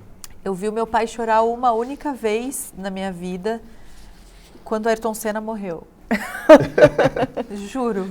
Foi a única vez, minha mãe está aqui também e ela está de prova. Eu nunca assisti, nem no velório da minha avó, ele estava com um óculos deste tamanho, eu não tive acesso a emoção nenhuma. E inclusive, imagino que com meu irmão seja ainda mais pesado, mas a vida toda meu pai me ensinou, também me lembro adolescente, de eu chorando muito num término de namoro e ele me ensinando que a gente não deve chorar. Que, tipo, chorar por causa de homem nenhum na sua vida e não sei o quê. Então, que lindo que é, né? No 2022 a gente tá, né? A gente poder chorar e ser acolhido pelos nossos filhos. Isso cura. A gente aprendeu, tem um episódio nosso aqui que eu amo, que é com a Elisame e com a Sophie Charlotte, ela fala o quanto... Você faz... Faço podcast com a Elisama. O quanto a gente ensina errando na frente deles e mostrando tudo o que a gente é, porque ninguém é só alegria, ninguém é só felicidade. Acertos. Não tem super mãe, super pai, né? Eu quero me apresentar para minha filha, desejo que eu consiga fazer isso e tô, né, caminhando nessa estrada aí. O meu bom e o meu não tão legal assim, a minha dor e a minha delícia, né? Exato. Então, de alguma maneira, eu tenho muita fé nessa geração nova, assim, que tem acesso a poder enxergar um pai vulnerável e um pai aberto. O pai que seu falta, filho, né? O pai que erra, o pai que pede desculpa. Pois é. O pai que pede desculpa, assim, sabe? Eu acho... esse é um exercício, né, que eu tento praticar lá em casa de conseguir ter a consciência de quando de fato eu erro, porque a gente sabe quando a gente erra, quando a gente passa de um ponto onde a gente fala, putz, eu não queria ter gritado, eu não queria, né, eu perdi naquele momento o meu próprio limite do que eu acredito. E dentro do caos, quando vem a raiva, às vezes é o que é possível. E de olhar para minha filha e falar, filha, desculpa. Desculpa, aquela hora o papai, né, e aí o Nash falou, né, fiquei com raiva, eu não dei conta, então desculpa. E isso, eu contei aqui antes, um episódio também, que ouvindo você me tocou muito e me levou também para um outro lugar, foi quando eu estava com a minha filha, com as duas filhas, a Bruna estava trabalhando, e eu estava com as duas, e aquele dia da semana, a casa tava revirada, assim, tipo, muito caos. Louça, caos de todos os lugares, a gente obstáculo, assim. E as duas causando, a Nalu chorando, a Yara também. Eu falei, gente, vamos pra rua, vamos sair, vamos dar uma volta no parquinho. Só que a Yara, ela é super vaidosa. Eu não sei como é que ela é na tua casa, mas a Yara, gente, tem que avisar 2 horas antes que a gente vai sair, porque ela troca de roupa 3 vezes. Mentira! Ela esquece, ela chega no portão e ela esquece, ela volta, e assim, imagina. E aí no caos, e aí eu tava sentindo com raiva. Eu acho que é importante nomear também que a gente sente raiva dos nossos filhos, né? Eu já senti raiva da minha filha, que eu nunca senti, eu acho, por outra pessoa. Assim, a gente fala, por que você não é um saco de pancada agora, que eu queria te esmurrar muito? Mas você é minha filha fofinha que eu amo, né? Tipo, tá bom, então... E aí a gente saiu, saindo assim, eu carrancudo, armado, né? Tipo, qualquer coisa que ela falar agora, ela já vai levar uma bronca, né? E aí ela lança assim pra mim, papai, cansa, né, ser pai de 2 crianças? 5 anos. Na hora que ela falou papai, eu já, tipo, né, o que você vai falar? Pensa bem que você vai falar, né? Já tava, tipo... E ela, nossa, gente, tipo, acabou comigo, né? Acabou comigo. E aí eu falei, cansa, né, filha? Cansa, realmente, o papai tá cansado, né? Desculpa se o papai gritou, mas já que você tem essa consciência, ajuda também, né? Mas eu acho que isso tudo que você está falando, assim, né, eu acho que a paternidade, ela nos convida a resgatar a nossa humanidade. Né? Esse distanciamento trazendo para nós homens, né, que a gente tem dos aspectos mais sutis da vida mesmo, né? Sensibilidade, intuição, o cuidado de uma forma geral, né, de ter que sustentar essa caixa, né, que a gente tanto fala dessa caixa do homem, que tem que ser sempre o cara bem-sucedido, forte, o que não chora, o que não demonstra sentimentos, né, que é insustentável, e quando a gente cai nesse lugar e essa criança... E é uma construção, né, mas quando a gente constrói isso e a gente olha para os nossos filhos e a gente olha, né, o que eles estão entregando para a gente, eu acho que, pelo menos para mim, eu acho que para você também, quando você se depara, hoje você consegue elaborar, tipo, é uma validação do que, mesmo com minha insuficiência em muitos aspectos da minha vida, em muitas questões, é o possível, mas esse é o caminho, esse é o propósito, né? Eu já ouvi, assim, do meu marido, assim, que a parte mais difícil, que tudo, né, está sendo difícil, tem suas dificuldades, suas dores e delícias, mas a minha gravidez foi muito difícil, porque eu tive essa depressão, não conseguia olhar para a cara do meu marido, não conseguia falar com ele, quando ele vinha me oferecer uma água, eu queria tacar água na cara dele. Enfim, foi uma fase muito difícil pra gente. E esses dias um marido de uma amiga minha, que está grávida do primeiro filho, me puxou para um lado e falou, não, porque eu já falei pra ela que a gente tava maravilhoso, a gente namorando maravilhoso, eu escolhi ficar com essa mulher porque ela era leve e maravilhosa. E aí, de repente, ela engravidou e ela virou essa monstra. E eu já falei pra ela que se ela continuar assim, eu vou largar. Não quero não, hein? Quero não. Não entrei nessa por causa de... Aí eu olhei aquilo, né? Eu falei... E o Renato, você tem um crédito pra dar pra ele que, assim... Durante minha gravidez inteira, ele não perdeu a paciência. Um dia ele saía, dava a respirada dele e voltava, quer uma água. E esse apoio para mim foi absolutamente fundamental para minha sanidade, para minha sobrevivência, para a sobrevivência daquela criança. Inclusive eu falo que ele escuta a voz do Renato, o meu filho, saindo um pouco do assunto, mas já voltando, é muito lindo isso. Eu não consigo conversar com a minha barriga, né? Eu entrei numa rejeição muito grande, minha depressão, muita dor, muito incômodo, muito mal-estar. Eu não falei com a minha barriga durante 9 meses. 9 não, porque nasceu antes, né? Mas o Renato contava história, cantava, conversava com a barriga. Então, até hoje, isso dói numa mãe, é um pezinho na coisa, mas até hoje ele escuta a voz do Renato e ele fica alucinado, né? Pra você ver como é essa... Enfim, aí esse amigo falou isso, assim, esse colega, eu falei, cara, como é que você fala isso pra uma mulher que tá grávida? Você não tem noção do que tá acontecendo com ela, assim, tipo... Mas é muito difícil. Muitos homens não têm quer dizer, nenhum homem tem a consciência real, né, hormonal do que está acontecendo com o corpo dessa mulher, porque não tem como, não se passa no corpo de vocês.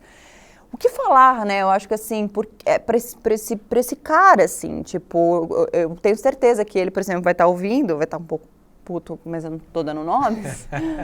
Eu espero que sim, porque eu vou mandar para ele. Mas o que falar, né? Assim, porque eu fico o tempo todo, já usei essa frase várias vezes aqui, como é que explica para um pai o que é ser mãe? Né?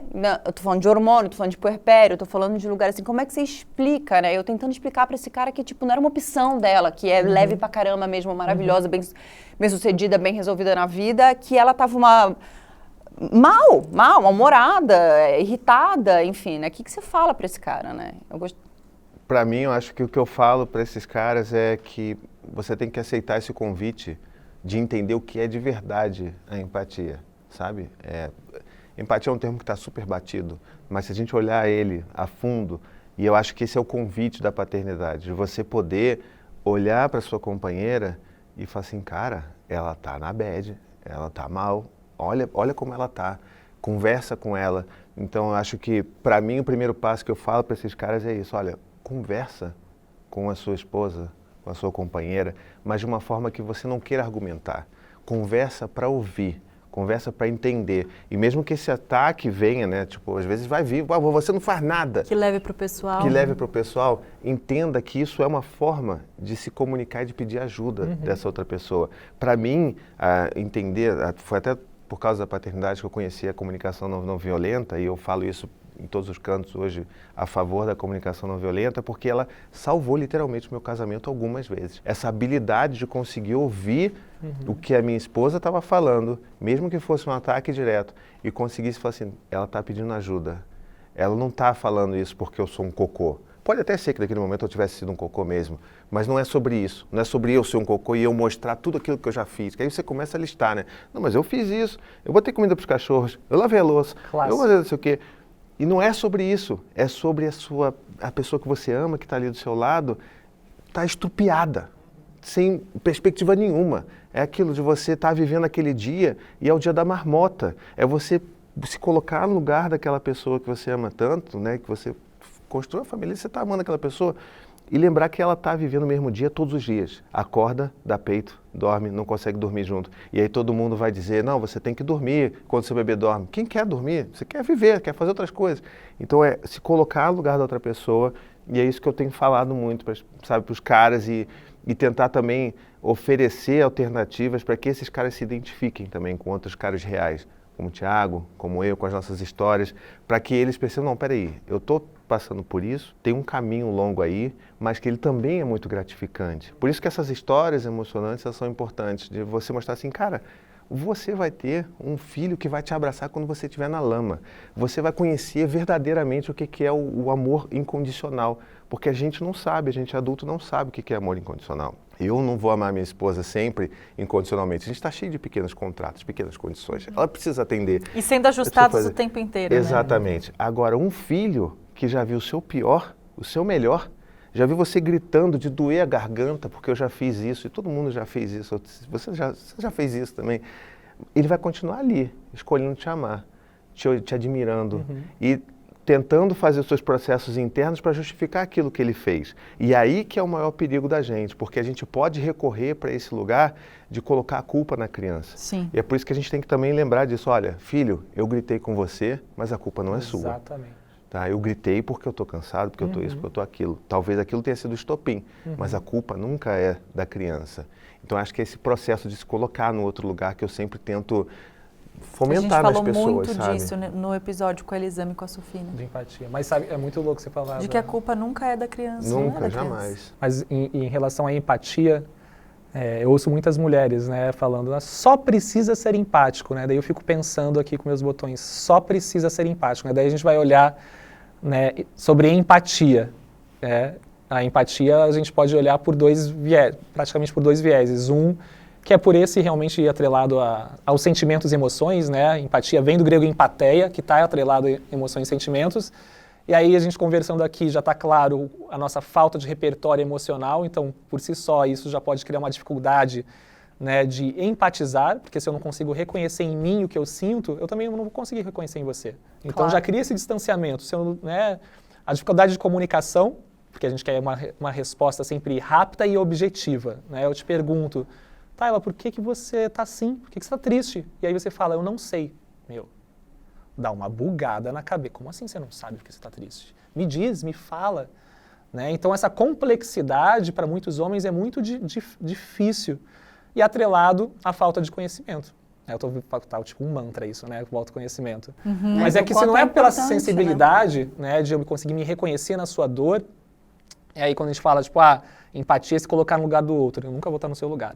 Né? Eu não sei o que é uma depressão, nunca vivenciei isso numa gestação, nunca gestei, muito menos uma depressão na gestação. Então, como que eu vou alcançar a sua experiência? O mais próximo que eu posso chegar é te ouvindo, legitimando a sua experiência, né? Estou junto, mas também buscando conhecimento. Eu preciso saber o que é isso, eu preciso ouvir outras histórias de outras mulheres, eu preciso ouvir outras histórias de outros homens que de repente tiveram um lugar semelhante, se não for na gestação, mas que vivenciaram, que acompanharam uma depressão pós-parto, né? Como que é lidar com tudo isso? Então, só que aí a gente, poxa, qual homem que faz isso? Porque você tá falando aí, eu tô falando, essa pessoa mesmo jamais. Não, ela só quer que volte a ser leve. Exato. Eu escolhi ser leve, eu só quero que volte a ser leve. E aí nessa cobrança... Sabe qual é o problema disso tudo? É que aí, normalmente, por isso que o grande índice, né, de separações e divórcios que acontece ali depois do primeiro ano de vida, e se coloca de novo a culpa em cima da criança, que é a criança que causou aquela separação, ou porque dormiu na mesma cama, ou porque a mulher amamentou demais. Então, nunca se fala desse elefante branco que está ali no meio da sala, que o filho ele só A gente só falou trouxe aqui, isso, tá? né? A gente tem um episódio que chama Filho Não Salva Casamento, que a gente falou exatamente E também não destrói. sobre isso. Não Não salva e nem destrói. Pois Não salva e nem destrói. Tem um outro também que a gente trouxe para a roda, quero ouvir a opinião de vocês, para a gente continuar dando as pinceladas, que é o sexo. Para tentar, quando vocês decidiram ter, né? Porque também vem aquela pressão, então vamos ter, rolou um teste de ovulação, é agora. Porque a gente falou muito disso, né? Eu e Tayla, Tayla me aplicou o tal teste da ovulação, tem que fazer xixi, carinha feliz, não sei o quê. E eu olhei pro meu marido um belo dia e falei, carinha feliz, vamos! E ele, tipo assim, olhou pra minha cara. Agora! E assim, 1, 2, 3 e já elaborei aqui o quanto eu errei nesse momento, né? Tipo assim, de ter essa abordagem errada. Então, no pré, se vocês tiveram durante a gravidez, que também, né, tem homens que, vários depoimentos de homens que não se sentem confortáveis, que têm medo do bebê, e mulheres que desejam e que não desejam, e no puerpério pós-parto esse resguardo. Absurdo. Que daí cada uma tem seu tempo, e a maioria das mulheres que vem conversar com a gente, esse tempo é muito mais longo do que fisiologicamente os médicos sugerem. Então, eu tenho que enaltecer meu companheiro agora, que nunca sofri nenhuma pressão, assim, ele deu, o meu tempo foi todo meu e a gente sempre conversou muito sobre isso, porque eu sempre senti a necessidade de deixar claro para ele que não era sobre ele, assim, eu tinha muito medo que ele levasse essa questão específica para o pessoal, porque é estrutural, né? Tipo, eu teria, né? A mulher tem que estar lá, te inventam que você tem que estar lá. E se não quer, porque aconteceu alguma coisa, você não me deseja mais, você não me ama mais. Então eu tinha já esse negócio em mim, junto do vou me respeitar e só vai acontecer quando eu me sentir pronta. E ele me deu todo esse espaço, mas eu sempre senti a necessidade de, deixa eu só deixar claro aqui que não é nada com você, eu só não consigo considerar essa possibilidade agora. Vocês tiveram algum momento delicado falando de sexo no processo do antes, durante e depois da... Eu acho que esse foi, pelo menos para mim, foi um dos principais desafios do puerpério, do primeiro, né? Lidar com... Enfim, a gente está falando de sexualidade, já traz vários tabus. Vários tabus. Né? Mas tabus, né? A gente está aqui para quebrar. Para falar sobre eles. Bom, a nossa gestação, as duas foram super planejadas, né? Então, quando a gente decidiu, né, que seríamos pais, tipo, vamos abrir a porteira? Vamos. Primeiro foi aquela, tipo, nossa, vamos transar todo dia. Deu aquele sentimento. Quantos anos você tinha? Há 6 anos atrás, eu tô com 33. E aí a Bruna engravidou, acho que, sei lá, na segunda transa. Né? Mas enfim, foi... E aí veio aquele sentimento, né? Tipo, vou ser pai... Pode né, falar. fudeu, né? Tipo, fala, cara, né? Tipo, yes, fudeu, né? Foi yes, fudeu, né? Tipo, uma ambivalência de sentimentos, fala, cara... Fudeu por quê? Instantaneamente você pensou, não vou transar mais tão cedo? Não, tipo, e agora? O que vai acontecer? Que vai chegar. Tá bom, É. Vida tá, em lógico. todos os Achei sentidos, que você né? tava focando no... Mas também, né? Porque assim, tipo, eu sempre ouvia, tipo, demora, enfim, Sim. né? Então, tipo, Nem vamos aproveitar, isso, né? vamos aproveitar bastante, né? Então, e aí eu acho que foi na segunda, então foi meio que chocante, assim, né? Tipo, poxa, não é de repente demorar meses que a gente ia aqui curtir, Não né? diz que leva um ano. enlouquecidamente, sabe? E aí foi meio chocante, eu acho que esse foi um dos primeiros impactos da paternidade, foi quando veio esse positivo do teste, que foi esse encontro que, tipo, o sentimento, tipo, você pai e ao mesmo tempo, e agora, né? Já estamos passando por que outro me episódio aguarda? em um Que só, vai né? acontecer? Temos também o engravidei e agora. E agora? Eu fiquei muito forte. E ao mesmo tempo eu não podia falar que, né, tipo, tinha que estar sempre comemorando ali. Mas durante a gestação, da Yara, a gente teve uma vida sexual muito bacana, foi muito legal. Eu via a Bruna, eu achava ela incrível. Né? Eu olhava para aquela mulher, eu sentia muito desejo e a gente estava numa química muito bacana. E aí o parto, que é um evento sexual, acho que é importante a gente falar, né? Quando a gente olha para tudo que envolve o parto, o cenário, pelo menos é o ideal, né? Não é que é ideal é uma palavra ruim, né? Mas existem várias questões que a gente pode, de fato, associar o parto como um evento sexual. E aí quando eu caí no puerpério, nós caímos no puerpério, para mim pegou a questão da sexualidade. Primeiro porque eu vinha desse lugar que é o do senso comum, onde a gente atrela a quarentena, esse resguardo a 40 dias, de fato, que é uma das maiores violências, e acredito que pode se ter, né, na parentalidade, principalmente com vocês mulheres. Então, para mim era isso, tipo, 40 dias, 41º, vou chegar em casa já tirando a roupa e ela vai estar louca, querendo transar, vai ser incrível. E eu meio que estava criando essa expectativa. E esse dia não chegava. E a Bruna também, enfim, vivenciando vários processos dela. E então a gente começou a criar um distanciamento, inclusive, de perder intimidade para falar sobre isso. E eu me vi em vários momentos cobrando isso. E aí cobrando de uma forma, muitas vezes, com piadinha, né? Porque eu não queria, de fato, eu tinha consciência que eu não podia cobrar, né? Porra, vou ficar cobrando a mulher aqui, nada a ver. Mas eu comecei a utilizar de artimanhas, né, para cobrar, para tentar criar algum cenário que fosse convidativo. E eu me frustrei muito com isso, porque eu não entendia como que nós, que nos amávamos, né, que sempre tivemos uma relação sexual muito bacana, muito gostosa, de muito prazer, e agora ela não me reconhecia enquanto homem. Ela não me desejava. Me sentir preterido foi muito difícil. Eu não conseguia entender de fato o que estava acontecendo. Ela não me desejava, isso era na sua cabeça? Na minha cabeça. Ah, tá. Né? Na verdade, assim, depois de conversar, eu sabia que ela, não é que ela não me desejava. Na verdade, ela não tinha... considerava. Ela não estava desejando nada, ela estava Exatamente, desejando falou, Nem com respirar. você, nem com o Brad Pitt, nem com Não, ninguém. exato, tipo, o quê? Tipo, uma dessas conversas, ela falou assim, tipo, eu nem lembro. Eu nem sei que isso existe. Eu nem lembro, assim, não é uma coisa nem passa na minha cabeça, sabe? É uma coisa, tipo, não passa na minha cabeça, sei lá, uma coisa que acontece lá no século passado. Exato, não passa na minha cabeça isso, né? E aquilo pra mim era muito difícil. Como assim não passa na sua cabeça? Na minha cabeça passa, tipo, inclusive, né, de várias formas, né? E era muito difícil, enfim... Depois que você... Eu vi ela gestando, maravilhosa, parindo, maravilhosa. Então eu vim de um processo de deslumbramento com a Bruna. E quando a gente ama, quando a gente está apaixonado, pelo menos eu sou um cara muito sinestésico, né? Eu quero presença, Lógico, eu quero toque. E não ter aquilo para mim foi muito difícil, assim, sabe? E aí, depois estudando, né, tipo, uma forma que a gente acaba atrelando muitas vezes, né, é a disponibilidade afetiva, é o afeto através do sexo. Para muitos homens, o sexo é a única, inclusive, demonstração de afeto. Tipo, se você não quer transar comigo, talvez é porque você realmente não me ama.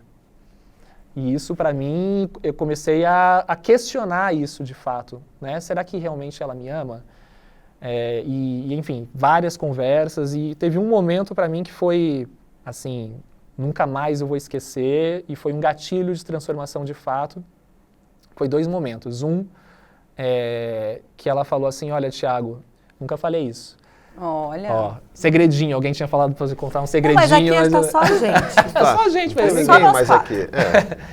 Mas que eu tava ali, a gente tava... Fomos dormir e aí, enfim, né? Putz, eu falei, cara, como a gente vai transar aqui? E aí, né, tipo, encosta, faz um carinho, né? Aquela coisa, tipo, a pessoa recebe um carinho, você já acha que vai ser aquela lote, né? Era só um carinho, na verdade, né? E de eu começar a pressionar até o ponto que ela falou, tipo, beleza, você quer transar? Você quer que eu dê pra você? É isso? É isso? É isso?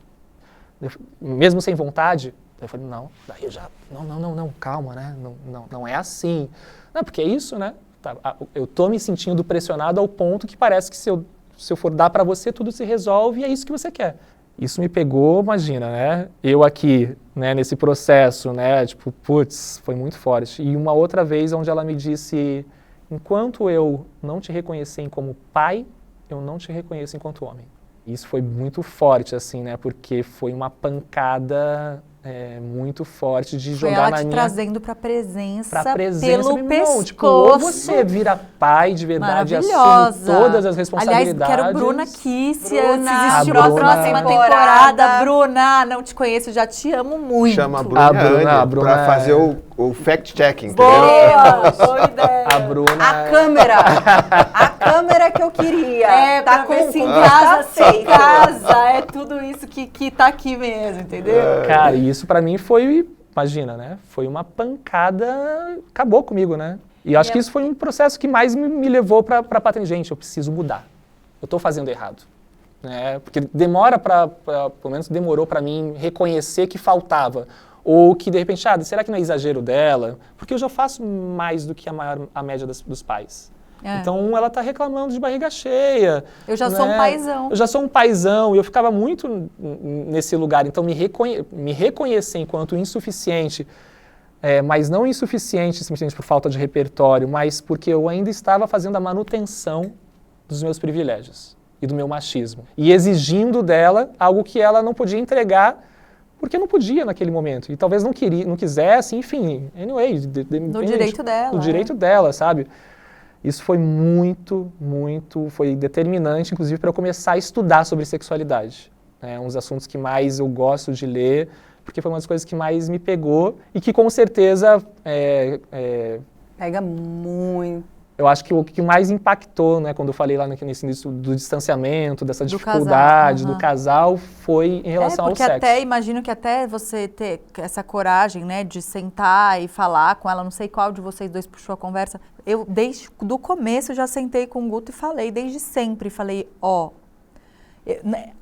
às vezes, algumas coisas ele já sabe, acho que ele desconfia e agora ele vai saber porque ele tá aqui, mas algumas coisas que às vezes eu quero falar e a conversa não foi pra roda, eu muito coloco no meu stories porque eu sei que ele vai ler e a gente vai falar sobre isso e a gente já passou por ali e, enfim, eu já tava no meu puerpério e aí alguém me perguntou alguma coisa, eu escrevi, eu falei, como é que tá a libido? Aí eu respondi, sabe alguém te chamar pra ir pra uma aula de natação num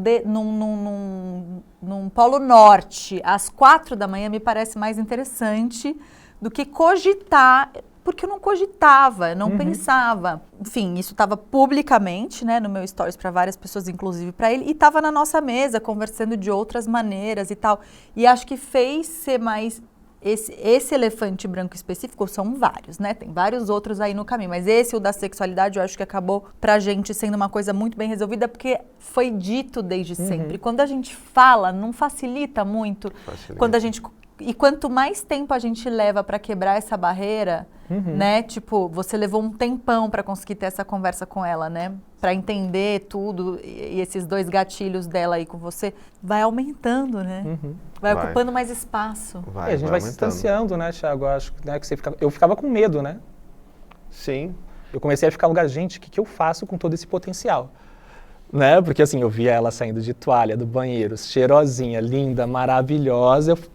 Pra mim era, sei lá, tipo, gente, tô com fome, morrendo de fome, e tem essa delícia na minha frente aqui desfilando pra mim, e obviamente falava, cara, e agora?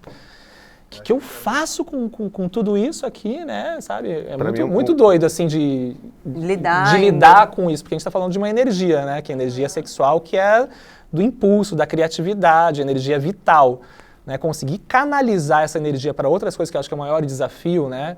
Conseguir reconhecer o afeto em outras coisas que não seja o sexo, o prazer que não seja outras coisas, que seja a realização, a afirmação, inclusive, de homem. Né? Que tipo de homem sou eu que vou ficar meses sem transar? Isso é muito forte, tipo, a vergonha de falar para um amigo que eu não transo. Que loucura, né? É muito louco isso, assim, como impacta a essência do homem, né? Tipo, eu estou sendo negligenciado e que tipo de homem sou eu? E agora? Eu não trouxe, será que eu sou homem mesmo? E aí, de repente, eu comecei a perder a libido em alguns momentos, principalmente agora, né, que eu estou imerso no cuidado, e aí eu vejo que, poxa, de fato, quando você perguntou, né, é mais leve ou não? Tipo, pra Bruna foi mais pesado. Que importante também falar, né, de homem perdendo libido também. Isso Sim. Muito também importante falar. E eu ficava, tipo, e hoje eu falei, claro, tá tudo direcionado, né, eu tô acordando todas as noites, porque se eu só responder aquela questão do leve, né, tá leve, não tá leve, eu acho que pra mim foi mais leve no primeiro puerpério. Porque né? você estava mais distante. Porque você estava mais Estava ausente. mais no conforto. Né? E para a Bruna, a minha percepção é que está mais leve agora em relação ao primeiro, principalmente porque para mim está mais pesado. Porque você tá mais... Porque dividindo fica mais Fica leve. mais leve. Não, e ela é super prática, sabe? Não sei se vocês já viram aquele gifzinho que tem no Instagram, que é a mãe jogando um bebê assim, ó. Eu amo, Cara, eu tenho. aí a Bruna, quando nasceu, tipo, olha, de noite, todas as madrugadas, tipo, mamou, tipo, joga. Então ela sempre jogou essa responsabilidade para mim e eu, obviamente, com mais consciência, assumi para mim essa responsabilidade. Então eu vejo que hoje é mais pesado a minha paternidade em relação a cuidar, não pesado, né, mas assim, demanda muito mais, de fato, e hoje eu consigo entender o quanto cuidar cansa. E o quanto cuidar cansa e o libido pode dar uma desaparecida. Para mim, assim, essa questão da sexualidade, uma das grandes chaves que viraram para mim foi justamente um desses exemplos que você deu aí, que né, tá ali andando cheirosa, saiu, tá na toalha, tá desfilando para mim. A mudança de chave para mim foi assim, ela não tá desfilando para mim. Ela só tá tomando banho dela. Só o passa primeiro creme banho pra dela. ela, né? Ela Exato. tá fedendo, ela queria tomar um banho para sentir Ela bem. venceu, ela conseguiu tomar um É banho isso, hoje. sabe? Então, para mim nunca foi tanto uma questão, porque eu acho que eu nunca tive essa coisa muito, né, coisa meio animalesca, assim, nunca. Tanto que a gente tem essa história engraçada de quando que a gente ficou pela primeira vez, ela me chamou para ir subir no apartamento dela e ela sempre brinca, você não subiu. Eu falei assim, não posso subir, porque a gente se conheceu agora, mas não vou, não sei. Aí eu ficava assim, fui para casa e os amigos dela me pilharam, os amigos do trabalho. Você tá maluco? A mulher quando não quer dar, ela vai dar. Não deu para você, vai dar para alguém. Essa coisa violenta, né? E eu falei assim, cara, mas pô, não vou fazer um negócio que seja contra a minha, sei lá, o que eu gostaria de estar E o que fazendo. você sentiu no momento também. Então teve essa quebra, eu lembro muito bem das frustrações que eu sentia quando a gente começava a se aproximar, vai rolar, e eu acho que, quando cochilar, acho que vai dar, e aí não dava.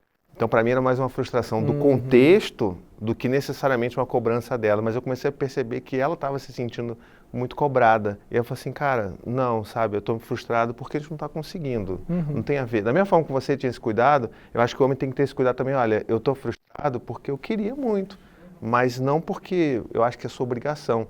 E muito menos ameaçar, dizer que você vai se o homem não faz em casa, vai fazer na rua. Pelo amor de Deus, não faça isso. Pelo amor de Deus. Não, pior que infelizmente, né?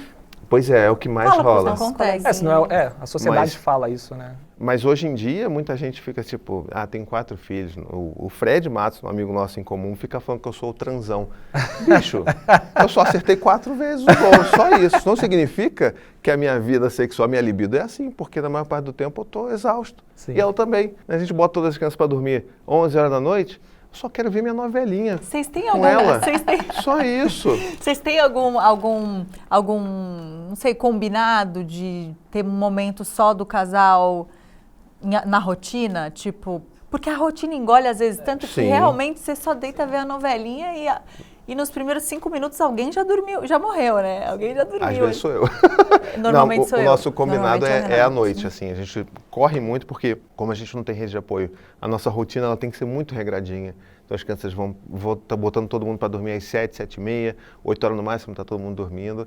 para ela conseguir colocar a Cora para dormir, que é a bebê ainda, e aí ela vai tomar o banho dela, eu tomo o meu, não sei o que, a gente senta, come alguma coisa, vê uma novela, joga algum jogo, conversa sobre a vida. E aí esse é o nosso momento, e é muito rico, e é um problema, Muito porque rico. às vezes que dá um negócio diferente, a criança dormiu mais tarde, a gente começa a ficar agoniado. Não, eu quero passar meu crachá de pai, eu não quero mais ser pai. eu Eu sinto quero, isso sabe? também. Então, tipo, dá aquela angústia Dorme, assim. né? Tipo, sabe? horário, Maia, pelo amor de Deus. Hoje vai ser mais rápido. A nossa filha, que agora está numa fase acordando muito, normalmente 7, encerrou, aí quando a gente já se olha todos os dias e fala, você acha que vai quanto direto hoje? Você acha que dá tempo de um filme? Será que vai vale a dire- pena é. a gente jantar agora? Rola muito isso. E eu acho que um negócio legal que a gente explora na nossa relação, com relação à intimidade, libido e tal, é a gente fazer essas reafirmações. Falar assim, nossa, amor, você tá... sabe, essa coisa de dar aquela cantada? Eu mostrei uma foto, por exemplo, com essa look que eu montei só para vir aqui, conversar com vocês. Aí tirei um selfie lá fora. Mandou pra ela? Mandei para ela. E aí, faria? Aí ela, todos os dias. Pronto. Já é o suficiente para porque mim, sabe? Isso é muito Acho que se legal, você mas mandar eu isso acho... pra Bruna, ela vai mandar algum gif que eu vou falar, mano... Mas aí são os códigos de cada É a relação, linguagem né? de cada casal. É, os Isso códigos aqui de é o- cada é- relação. E o quanto eu acho que isso... e até botar um sexismo aqui, falar que é mais pra mulher, mas acho que isso que você falou me prova que não. Porque eu sinto pra mim que o sexo, a libido, ela é alimentada da hora que a gente acorda. Então, o cuidado dele com ele sendo pai, então me reconheço me identifico com a frase da Bruna, porque ele sendo pai é o lugar onde ele mais, onde ele faz minha libido inflar absurdamente. Brincando, cortando uma unha, dando um banho. E é da hora que a gente acorda, é o quanto ele me fez rir nesse dia, né? Tipo, vem de uma... É uma construção sim, mesmo exatamente. em algum lugar, né? Então é lindo que vocês conseguem... Né? A gente deve ir atrás dessas dinâmicas para ver como é que a gente vai tirar o melhor um do outro e do nosso tempo, que vira pouco. Vira pouco. Às vezes não dá tempo para fazer grandes espetáculos pirotécnicos. Assim, é um cochilo, vamos ali, vai, tá, vamos. Às vezes vai ter que interromper no meio porque o bebê acordou. Nossa, mas e a noia, né? Não sei, É. deve acontecer com vocês também, pelo menos comigo aconteceu várias vezes. Você tá ali, né, nas preliminares, aquecendo, né? Tá ficando... Não, pior, você... Ah, não é nada. Meu, ouvir vozes. Daí na terceira vez falar, vamos dormir, né? Tipo, porque, porra, né? Mas sabe, isso é um negócio legal, que tipo, eu aprendi muito a valorizar o que rolou. Exato. Pô, mas foi bom, legal. Não precisou que chegar... deu pra um fazer ponto aqui foi importante, ótimo, né? o que deu pra Vamos fazer até agradecer aqui. o que deu pra fazer, né? Mas tem uma coisa também oposta do... a gente está confiando aqui, né, nos pais que a gente tem, porque a gente não escolheu à toa, mas tem o cara que não consegue, e muitos relatos eu ouço de mulheres que o cara, durante a gestação, a mulher quer muito, deseja muito, Boa. e o cara não encosta, não quer, vai machucar meu filho, vai não sei o quê. E no puerpério cobram diferente do que vocês fizeram, né? Então, a gente está num lugar seguro aqui, mas acho que ainda tem muita coisa para mexer, e por isso é importante a gente falar, né? E eu acho que o problema disso tudo está nessa socialização do homem, que cobra que o homem tem que ser esse ator de filme Prontidão pornô, sexual, transão, né? O cara tem performance, que né? performar e tem que dar tantas sem... Sabe, tipo, que isso? Imbrochável. Não pode brochar. Então, assim, todas essas coisas, e para piorar, esse excesso, esse vício em pornografia que existe na nossa sociedade, principalmente para os homens, faz com que os homens, na verdade, aprendam a não amar as mulheres. É isso, o cara que tem nojinho de fazer sexo com a sua companheira que está grávida, é porque ele tem nojinho de fluidos, de cheiros, né? Ele pode até ter um medo de vou machucar o bebê, mas o cara acha que talvez ele tem uma imagem muito diferente do que é a realidade, porque para conseguir machucar, né, é um pouco difícil. Mas eu acho que tem muito esse lugar do cara que ele não aprendeu a ter tesão na mulher de verdade, e sim naquela imagem estereotipada, pornográfica, opressiva também, daquela mulher que é depilada, que não tem cheiro, que não soa, né, que não sua, que não faz nada. Ela fica ali parada como se fosse uma boneca. E, na verdade, não é isso. E isso é extremamente problemático. A gente falar, inclusive, nós, enquanto homens, sobre pornografia é um dos assuntos mais importantes que a gente deveria estar falando. Né? Muito. Essa educação, a nossa educação sexual é pautada na pornografia, Sim, né? E sim. acaba nos distanciando do prazer. A gente acha que a gente sabe muito, né, de sexo, né, porque a gente fala de sexo, a gente consome pornografia, mas na verdade a gente não sabe nada quando a gente fala, né, de mulheres, nada sobre o corpo de vocês, porque a gente não entende nada dos processos, a gente não entende toda a parte cíclica de vocês, a gente não entende questões de fluidos, então a gente não sabe o que é prazer, né? Quanto tempo que descobriram o clitóris? Não, gente, Né? E quantos aquele homens vídeo não que sabem Aquele ainda? vídeo que os caras têm que Exato. apontar Então, assim, lá, você fala gente. né? Então, assim, uma cultura falocêntrica pautada na penetração. E aí, isso tudo é escancarado quando chega um bebê. Quando o cara, de repente, ele entende que sexo é igual a penetração. Que eu acho que é um dos pontos também, né? Que eu, pelo menos Exato. hoje em dia eu tento reflito bastante sobre isso, né? Sobre como a gente tem que ampliar, de fato, o entendimento sobre sexualidade. Sexualidade é a forma como a gente se relaciona com a vida, com o outro, e a gente pode, enfim, pode ser manifestado de diversas formas. A penetração é uma das formas, mas, né, que é... Mariana Stock, do Prazer, ela fez uma pesquisa com mais de 1.000 mulheres, perguntando justamente, né, sobre se elas sentiam prazer com penetração. Somente chegavam ao orgasmo com a penetração. Somente 17% dessas mulheres relataram que chegavam ao orgasmo via penetração. Quando eu li isso, eu falei, eu me arrasei a maior parte da minha vida. Porque eu fui educado é penetrar, né, a invadir. Né, e essa mulher que tem que estar ali para me servir a hora que eu quiser, que é o que a gente aprende na pornografia, de fato. Né? E aí a paternidade, né, todo esse ambiente me trouxe para menor frequência, uma outra mulher, um outro corpo, que agora de repente tem outras zonas que de repente eu nem tinha explorado antes, mas que agora eu tenho que descobrir, mas que eu também não sei, e agora eu perdi a intimidade, inclusive, para falar sobre isso, né, porque a gente fala muito de intimidade em relação a sexo, mas eu penso muito da sexualidade atrelada à intimidade desse lugar, né, desse lugar de troca, de vulnerabilidade. Falei, amor, eu te entendo, eu te desejo muito, você é uma delícia, você é uma gostosa, quando você passa aqui eu fico louco, né, mas né, de a gente ter esse espaço, de você falar, tipo, não, poxa, que bom, amor, me sinto muito bem, que bom que você me deseja, né, mas agora, de fato, eu não consigo pensar nisso, isso nem vem na minha cabeça. Esse espaço de intimidade que eu percebo que falta numa parcela muito grande dos casais. Com certeza. E que vai fazer com que se distancie da sexualidade. Falar sobre o sexo e não só no puerpério. Eu digo por mim, assim, em todas as relações que eu tive. Tinha conversa, mas sempre era, putz, será que eu falo? Porque aí pode parecer cobrança, se for cobrança aí que não rola. Sempre, sempre foi um lugar difícil de conversar. Se você, e como se todo mundo soubesse, né? É intrínseco, né? Nem vamos falar, porque transar todo mundo sabe, né, gente? Aham.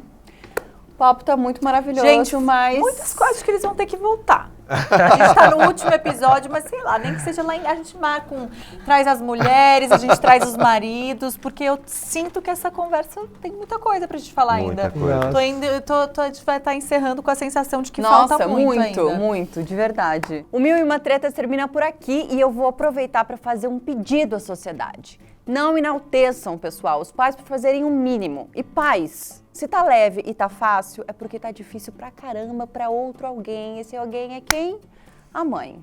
Pai é pai, mãe é mãe, e se os dois caminharem tendo como objetivo central a felicidade, a segurança do ser que os dois juntos botaram no mundo, vai ser incrível. Os frutos que essa semente vai gerar serão mais doces, vocês podem ter toda a certeza. E se você acha que algum pai precisa ouvir tudo o que falamos até hoje e não conseguiu, manda esse último episódio pra ele, hein? Mostra que nossa conversa vale pra todo mundo que tem uma criança por perto. Compartilha com o pai, os avós, tios, amigos, marca o arroba e mete em direta. Não passa vontade, não. Muito obrigada pela sua companhia durante todos esses episódios. Eu espero que vocês tenham curtido, se emocionado, rido, chorado, elaborado várias coisas, né, marido? Igual a gente aqui. De verdade, foi muito especial. Aprendi pra caramba com você aqui durante esses 20 episódios. Muito, muito, muito. E muito obrigada pela presença de vocês nesse nosso último episódio. Beijo grande, gente. Até já já. Até!